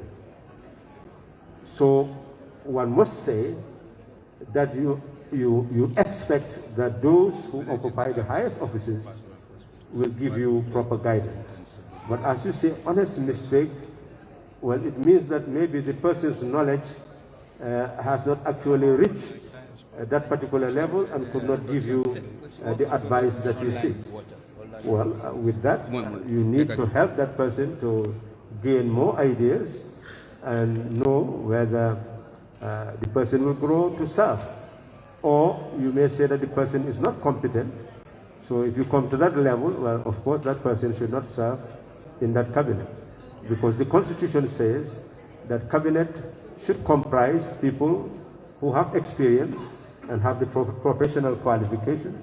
And therefore, you are looking for people who can guide government to address the needs and aspirations of the people. It's not a personal relationship.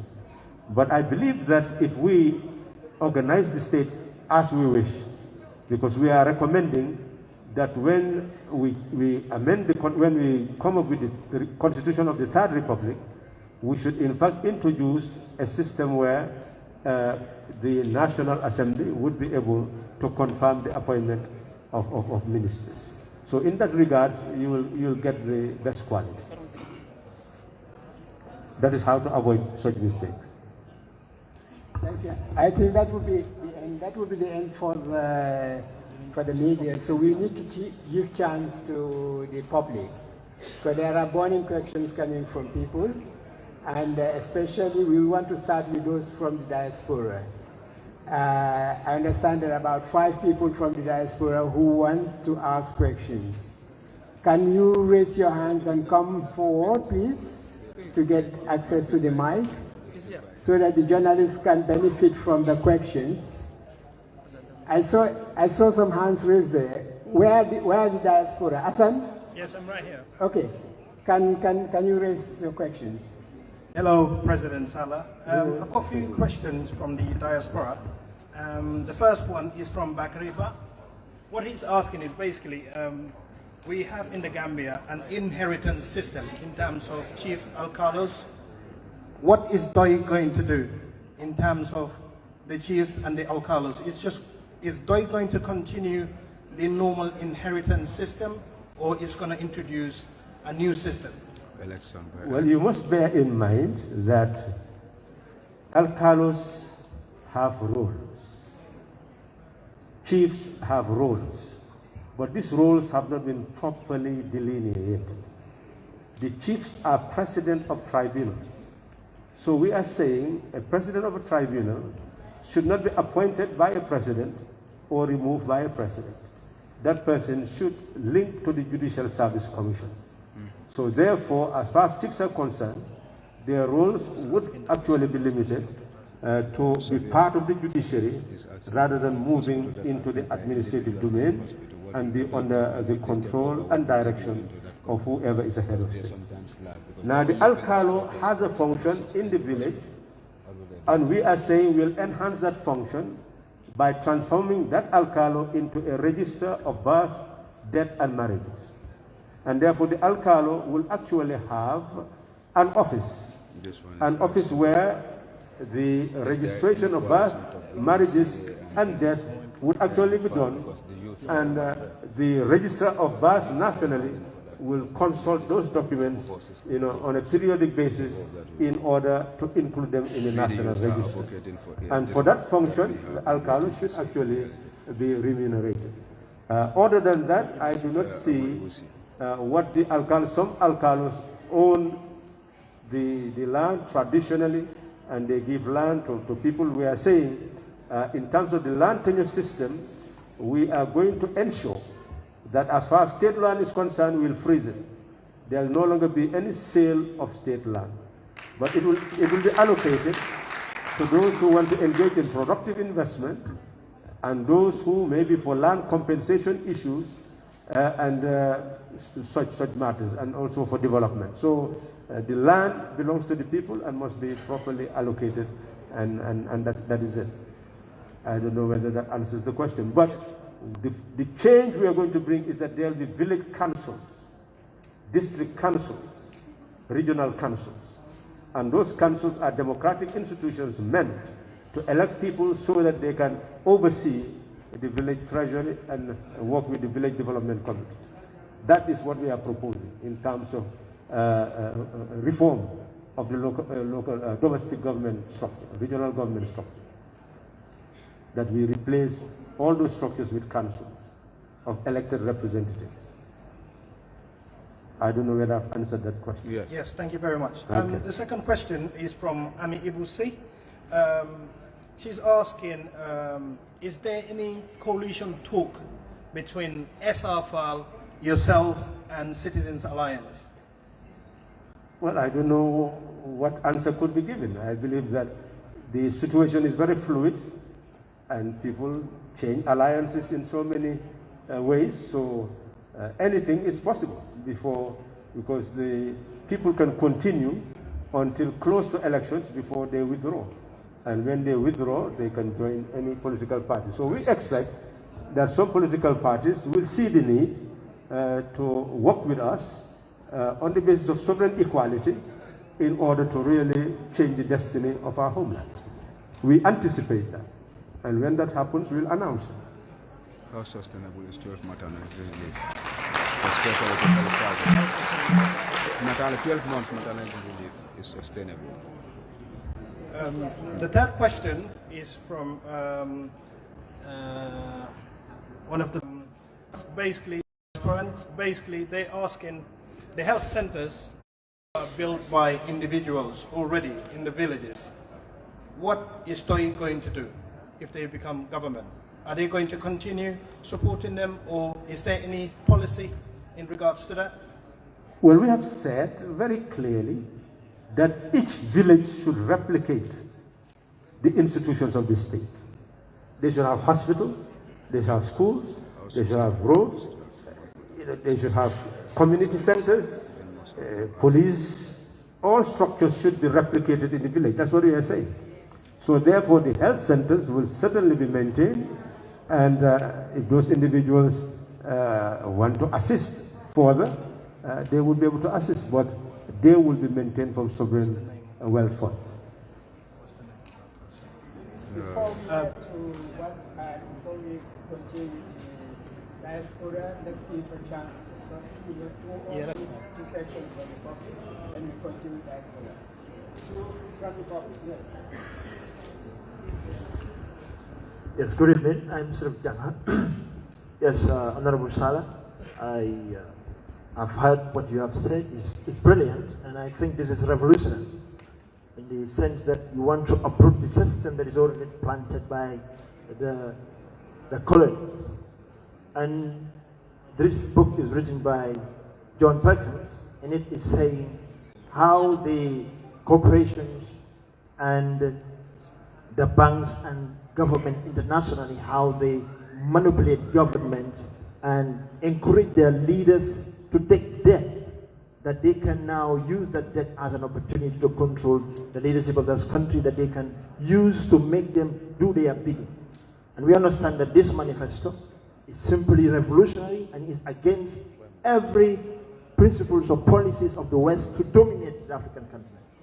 And now, knowing very well, if this is to be the very policies and programs of the PDOIS and forcefully to implement it for this country, we must have external opposition to it, because it's not going to serve their own interests. Because that very purpose, they're going to do all what they can to jeopardize this government, as they did to Thomas Sankara, and we know what happened, and so many leaders that are involved in changing the entire status quo to serve the interests of the masses of the people.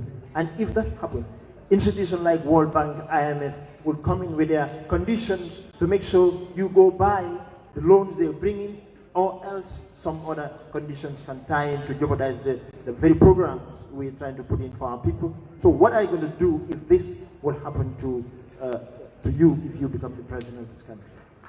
Well, it's surprising that you've taken that trajectory in your analysis. I don't think that sounds really to me to be a full understanding of what I've said here. I think you should point out anything that I've said here that will be opposed by anybody outside of this country. Okay, let me give an example. Yes. Let's say we want to make rice full self-sufficient. For instance, you mean somebody outside this country is opposed to that? I disagree with that. I'm a member of the ACP, or OACP EU Parliamentary Assembly. I've been to Europe, to Belgium. I've been with European parliamentarians. In fact, we have passed a resolution on sovereign national land. And I don't know, you can contact and give someone, and I'll send it to you. So you see, the problem of the African mentality is that they are giving the impression that there is a conspiracy theory where somebody somewhere will not allow your development. And that is not bound by fact. In fact, most of these countries are looking for economies that work. And they will support economies that work. And they will support those people who are thinking progressively. Especially what we are calling for is the most democratic country on earth. So it is easy to isolate governments that are tyrants, but not governments that are empowering their people and calling for the highest level of democracy. So really, I don't think anything you have said has anything to do with what Doi is advocating. Because ensuring that we have food self-sufficiency is part of everything that the United Nations FAO is saying. In fact, they are supporting family farms. And that's what we are saying. Give fertilizer seed farming implement to family farms. Over 5 billion was spent in GCAV and all these projects in order to carry out agricultural development so that we can have food self-sufficiency. Where is all that money? Over 5 billion. So you, the intellectuals, must do your research properly. The policy outside is for you to have food self-sufficiency, but the policy inside is to divert those resources and instead of investing it in the productive base of the economy. That is the problem. Yes. You are your own problem. The other issue is the TISA, that is the Trade in Service Agreement. Trade in Service Agreement. I said TISA. When I read it, I found out that what they inscribed there was like liberalization of trade and also to privatize services. You understand? That all services in the long run is heading toward privatization. That governments recede not to involved in all these services that should be privatized. So, if that is true, if the research is true and all that is true, how is this government going to handle that? So is that what they are saying to Norway? Is that what they are saying to Saudi Arabia and Kuwait and all these countries? You see, if you cannot produce your own sovereign national wealth, of course others will impose conditionality on you. That's our problem. Don't expect that you are going to be liberated and you cannot carry yourself in the world. We are saying we must produce sovereign national wealth. And if you produce sovereign national wealth, of course you'll be able to carry on so many projects and then they will collaborate with you based on their interests. But don't give the impression that these conditionals are meant just for the sake of preventing people from development. They have their motives. But you must have your trajectory and they will follow you in your trajectory. The hopelessness of the African situation is created by hopeless governance. That's all. Hello. My president. Sorry, one question. I know there's a question. We still continue with you. Just to announce, for the sake of the diaspora, here's the manifesto. You can state your contribution to access any of these manifesto copies through ASAN. For a discount for because some of the students Okay. For the students who are clamoring for copies, please just see Usman over there. There's a rebate actually for you to have affordable to you for the students. Okay, so we'll continue the questions. So yes, you have a burning question. Please try and make your question short, yeah?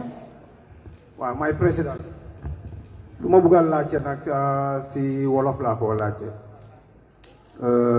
lu ma bëgg a xam mooy ci parlement bi ndax suñ toogee suñu yàlla defee bañ nekk bañ amee réew mi ndax neen mën a use a local language there ak ban façon yi local language lañ war a mën a use foofu noonu parce que gis naa ko si Sénégal they use it ndax Gambia loolu mu ngi si seen xalaat ok waaw loolu mu ngi ci constitution bi ne làkk buñ bëgg a use parlement mun nañ ko use loolu moom parlement ay wax rek ne nañ jëfoo làkk bi ñu jëfoo ko waaw li ñoo bàyyi xel rek mooy ne làkk bu nekk baax na nga mun koo bind su ko defee la ngaa wax ñu mun koo bind ci làkk ba waaye su fekkee ne làkk bi mënuñ koo bind mu ngi mel ni foofu la jafe-jafe bi nekk liñ war a jéem bu baax mooy suñ làkk ñuy koo làkk ba pare di ko bind ba pare di ko jëfoo su ko defee dinañ ci mën a dugal xam-xam bu nekk soo gisee Chinese yi ku nekk bugg a dem jàngi Chinese mooy ne dañ jël xam-xami àddina bi yëpp def ko ci làkki Chinese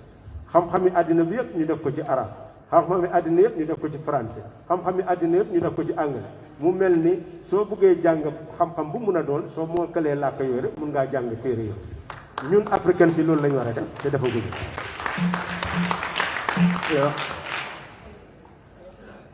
Good evening. I have just one question. I'm a student. My name is Abdullah Tambido. I'm from Bijulo. I just have a question.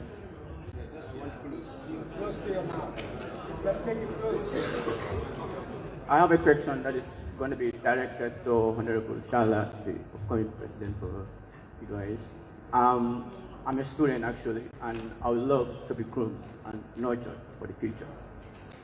My question, as you digested a lot of information, ideal information, a lot of concerns about how Africa, Gambia, and the world at large can progress in all sectors of life, of human development. And as a student, I will love, as you elaborated all those informations, and we love, is there any concern or also a correction and concern and suggestion though, if you could try and initiate a project or such kind of an invention, like how are you going to set up an establishment for youth leadership development? Youth leadership development. We know Africa, we lack leadership. That who could, at the end of the day, when we have great leaders, who could represent those great leaders for the development of our own progress? As you fight against ignorance, injustice, and poverty. So we are hoping that we will have great leaders like you in Nairobi's future, that you could nurture, groom within your own territory, and for the progress of PDOIS. I thank you all. Thank you very much. We started by forming study cells where people who are interested in learning more about Africa and its problems came together on a weekly basis. We studied everything in the world, what is happening in all parts of the world, and I believe our students, that really helped us to be well grounded. So I will advise that you can even form study cells around the manifesto, debate about it, invite us for further interrogation, so that ultimately you can also ask for references and build up your knowledge base. We are ready for that. We are ready to assist you in building that knowledge base.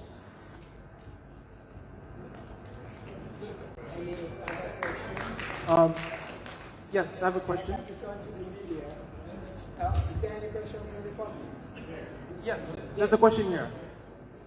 Mr. Salah, in current and past governments, there has been widespread corruption, misappropriation of state resources, mediocrity, and efficiency.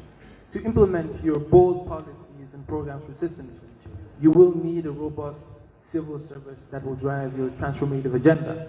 My question is, what are your plans to reform the civil service? Well, that is clearly elaborated in the manifesto, that we will have a public service regulatory authority that would look at the existing situation. We have a salary commission, look at the existing salary issues, because to a certain extent, you cannot divorce what is seen as pilfering, maybe you will not even call it corruption, pilfering, from the salary structure. Because if you look at those people pilfering and you see how they are living, you will not see that they are benefiting in any way from what they are doing. But you may see the major diversion of resources. That's another element. What is very clear in our manifesto is that we'll start the process by looking at the salary structures and utilize both production-based and consumption-based welfare. Consumption-based welfare meaning instead of increasing salaries, you can actually provide benefits to the children of workers and benefits to workers themselves, so that health and free meals in schools and free education will reduce the burden on their head. And therefore, the moral values you inject in them will make people to love country and people and be willing to wait for the economy to grow, and you reward more and more in terms of salaries on the basis of the quantity and quality of work done. So assessment will be done to know the quantity and quality of work and what that really is valued. That is part of our program. Thank you. Question Mr. President, Mr. President,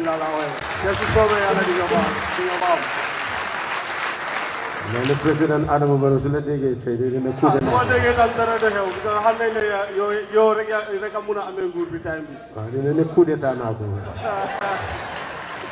ah goy man luma bëggona la té moy déglu na wol bi waye comme sun l'hôpital yi yo da nga le mëna dem l'hôpital ñu bindal la ñu jox la paracetamol rek ñu bindal la yeneen garab yi so pour nga dem jëndi ko so ma bëgg xam comme yow so togué l'hôpital yi naka la ñu mën a dem te nga xam ne suñ demee du ñu bindal ay garab ñu dem jënd. Second bi mooy wàllum sport yi Gambia bi lu mel ni comme lamba Gambia bi football yi ak yooyu noonu da soo toogee naka ngay def ak gars pour mu mun a jëm ci kanam. waaw mu ngi mel ni liñ wax ci manifesto bi dafa leer ñu ne li ci am solo ci ñun mooy pour bàyyi xel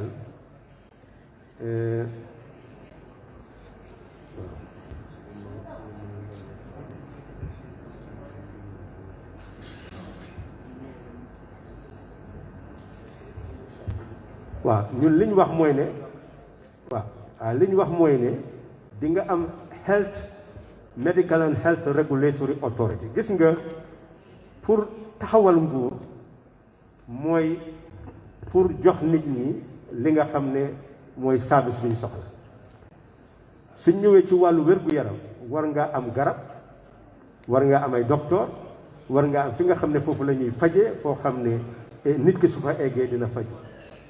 pour loolu mun a am nag moo tax ñuy taxawal regulatory authority ñoo xam ne ñii dinañ am seen ndaw léegi-léeg ñu visiter lopitaan yi ak health facilities yi su ko defee dinañ ñëw jox report ci National Assembly, dinañ jox report itam kii executive bi mu mel ni waxtu wu nekk dinañ xam lan mooy jafe-jafe ci boor yooyu su ko defee ni nga mën a saafaraal jafe-jafe yi.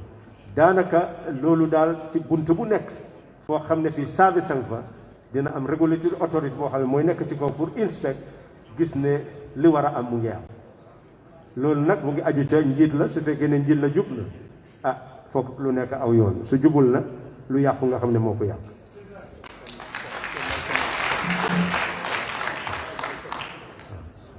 so waree nañ ne ci wàllu tàngat yaram mooy lii isi wër gu yaram moo tax ñu ne ci village bu nekk ni ñoo amee lopitaan yi noonu la ñoo amee sporting grounds yi noonu la ñoo amee cultural centre yi. mooy bantaba yaa ngee dee foog naa ne ku dem ci village yi gis nga ne ñu bari toogatuñ ci bantaba bi mu mel ni bon foog rek ñu am cultural centres yoo nit ñaa ngee bugg a dem am internet te ñenn ñi amuñ xaalis bi mu mel ni centre yooyu et dina nekk center village bi nga xam ne soo fa eggee di nga mën a am internet service di ngeen fa mën a def théâtre di ngeen fa mën a def waxtaan yooyu la ñuy xalaat ci wàllu sport itam village bu nekk war naa am ground boo xam ne mooy war a pareyaasal nit ñi pour ñu participer in sport loolu moom suñ itte la. We are going to take only two more questions because time is now against us. I would like to give opportunity to a lady over there. You've been burning to ask questions. Can you come in front? And then this gentleman. That lady who wants to ask a question, can you come in front, please? But meanwhile, this guy can ask a question. Who? You want to have a question? Okay, we'll give three more people. That lady, two ladies and one gentleman, because it's ready time is going on. What we encourage you now is just try and purchase one copy and have a nice, good reading tonight. Okay. Assalamu alaikum. Madam, just give the chance to the lady first. Can you give? Yeah. Hello, my name is Kadisi Siba. I'm a student at the UTD and a feminist. So it feels good to see Jahadukure. Thank you for being part of DOI. Halifa spoke about having a fairer cabinet and a national assembly. Women have been very crucial in Gambian politics. We had YI campaigns and everything. But no government has rewarded us fairly. So how do DOI plan to have a more fairer cabinet and a national assembly? Because in the Gambia, the higher you go, the fewer women you have. How do they intend to solve that problem? Thank you. Yes, we have made it already a programmatic policy document. That's what a manifesto is all about. We are saying the cabinet must have equal number of men and women. That's what we are saying. So if you were to elect us and you don't see that, then you know that we are not telling the truth. We did not tell you the truth. So we are saying that we will work towards constitutional reform so that we have proportional representation. So it means that if we have proportional representation, what it means is that if you say 100% will entitle you to 100 seats in parliament, then if you have 50%, then you are entitled to 50 seats. So it means that you start the list. From top you say a male, second female, third male, female, so it goes that way until you finish with the 50. So it means that through your list, you end up having equal representation. That's what proportional representation does. We are saying we are going to introduce, well, we will work towards having a constitution that will introduce that for the Third Republic. I don't know whether we have answered your question. And that goes to the council level. Assalamu alaikum, Honorable. It's been a great honor to stand here today. While Luma Bugawa for now use all of because I think it's going to be very important. Luma Bugawa na wahmoy come road to State House with campaign PDOIS. Begala nyuge wasun tuge as a government. Why Fogna Nunyo Wini is going to be very important in this election. I think there have been a lot of trials for PDOIS. And I think the whole four corners of the Gambia know that the PDOIS is the most competent political party. But campaign towards PDOIS Muna win, I think is going to be very important. Luma Bugana emphasize more. What data are we collecting? Fee nobody new fini, Munon no campaign for PDOIS. Nda you collect data fee. Are we collecting numbers fee at 3 fee? And it's going to be very important. They can last time you and with them house to house campaign. And I think which is very important. To necessary or I'm why? Then to get you have a database it could be recorded. I think this can give us an edge ahead of any political party. And this time I think we have to go for a must-win election for PDOIS. Wow, li nga wax tey dafa ànd ak xalaat yi lañu wax mooy ne ku nekk ci yéen soldaari réew la ku nekk ci yéen dafa war a jël taxawaayam ne fi mu nekk nii réew mi yéen a ko moom mu mel ni ku nekk ci yéen li ñu wax mooy ne soo jëloon sax fukki nit nga jéem koo bem xam li nga wax nga xam ne kooku dina dugg ci li nga xam ne moom nga téye ne mooy liy jaadu nga xam ne ni nga continuer di ànd ak moom di ko yóbbu ci la ni nga ànd ak ñoom yóbbu leen ci rallye ni nga ànd ak ñoom yóbbu leen ci symposium di nga pare waxtu wu ñoo wote ji nga dem ànd ak ñoom pour dem wote ji loolu kay suñ ko defee gañe du jafe waaye ne ku nekk rek moo war a jël taxawaay boobu waaw te ñu ngay ñaax yëpp ñu jël taxawaay boobu suñu ko defee rek lépp sot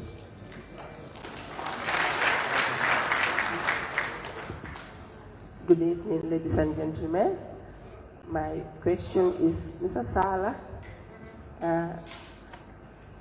is PDOIS ready to join an alliance with potential qualified presidential candidates?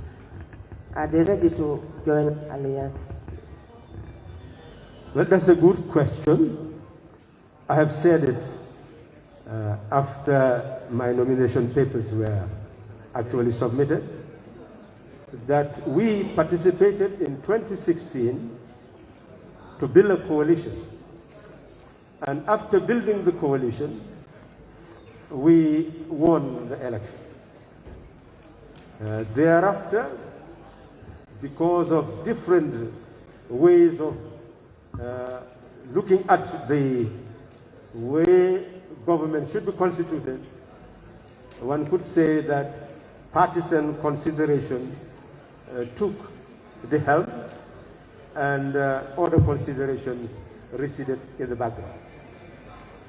So ultimately, many people were in fact criticizing me for being at the forefront in trying to get people together to form a coalition. And I had to defend myself to show that I was a candidate. Others did not select me, but I did not become angry. I accepted their selection because at that time, the country had never changed through the ballot box.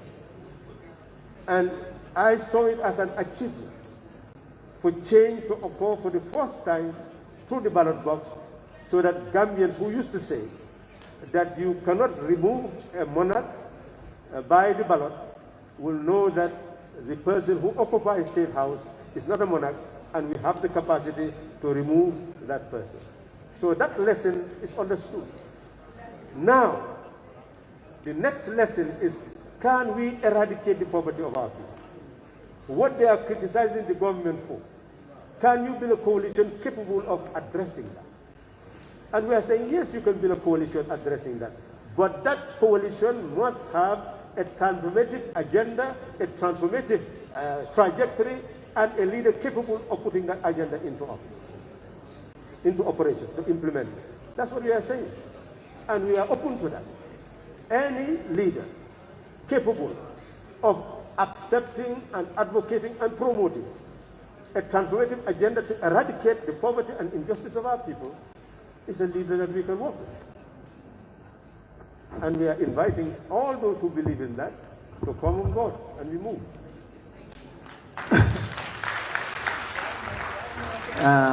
Mr. President, dafa am benn question laa bëgg a laajte xam naa ne dafa important trop moo tax ma bëgg a koo laaka si Olof because yéen seen maas yi foog naa Gambien ni dañ leen soxla trop si suñ government system bi because yéen a ngi amee xam-xam boo xamante ne nii na mun a jëriñ Gambien si te na mun a change our way of life na mun a change suñ government structure bi te ñun yëpp suñ ene bi foog naa képp ku fi nekk ñu yëpp even man mi suma ene bi mooy ne nga win yàlla def la suñ président waaye anything can happen.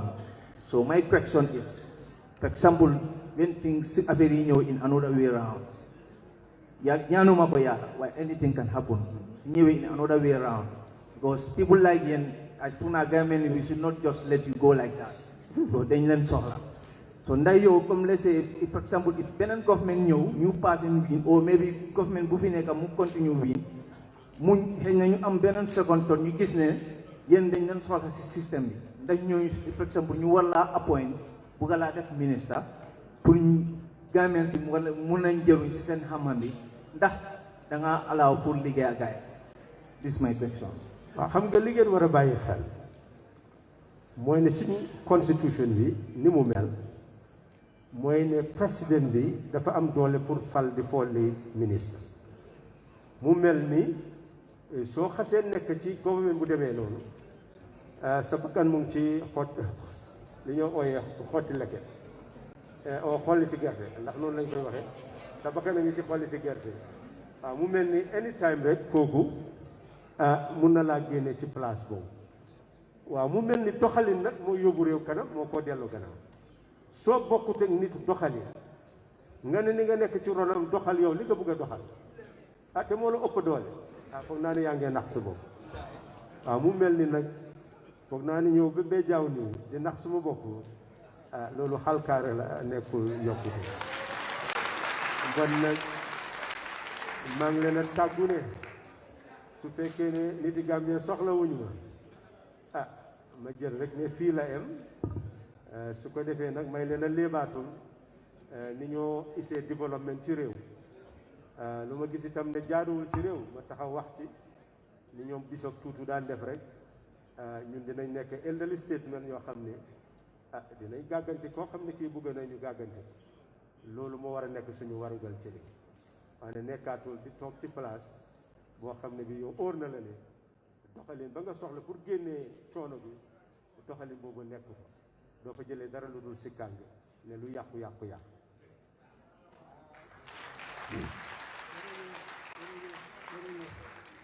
I think we should have a standing applause for our president in closing the ceremony.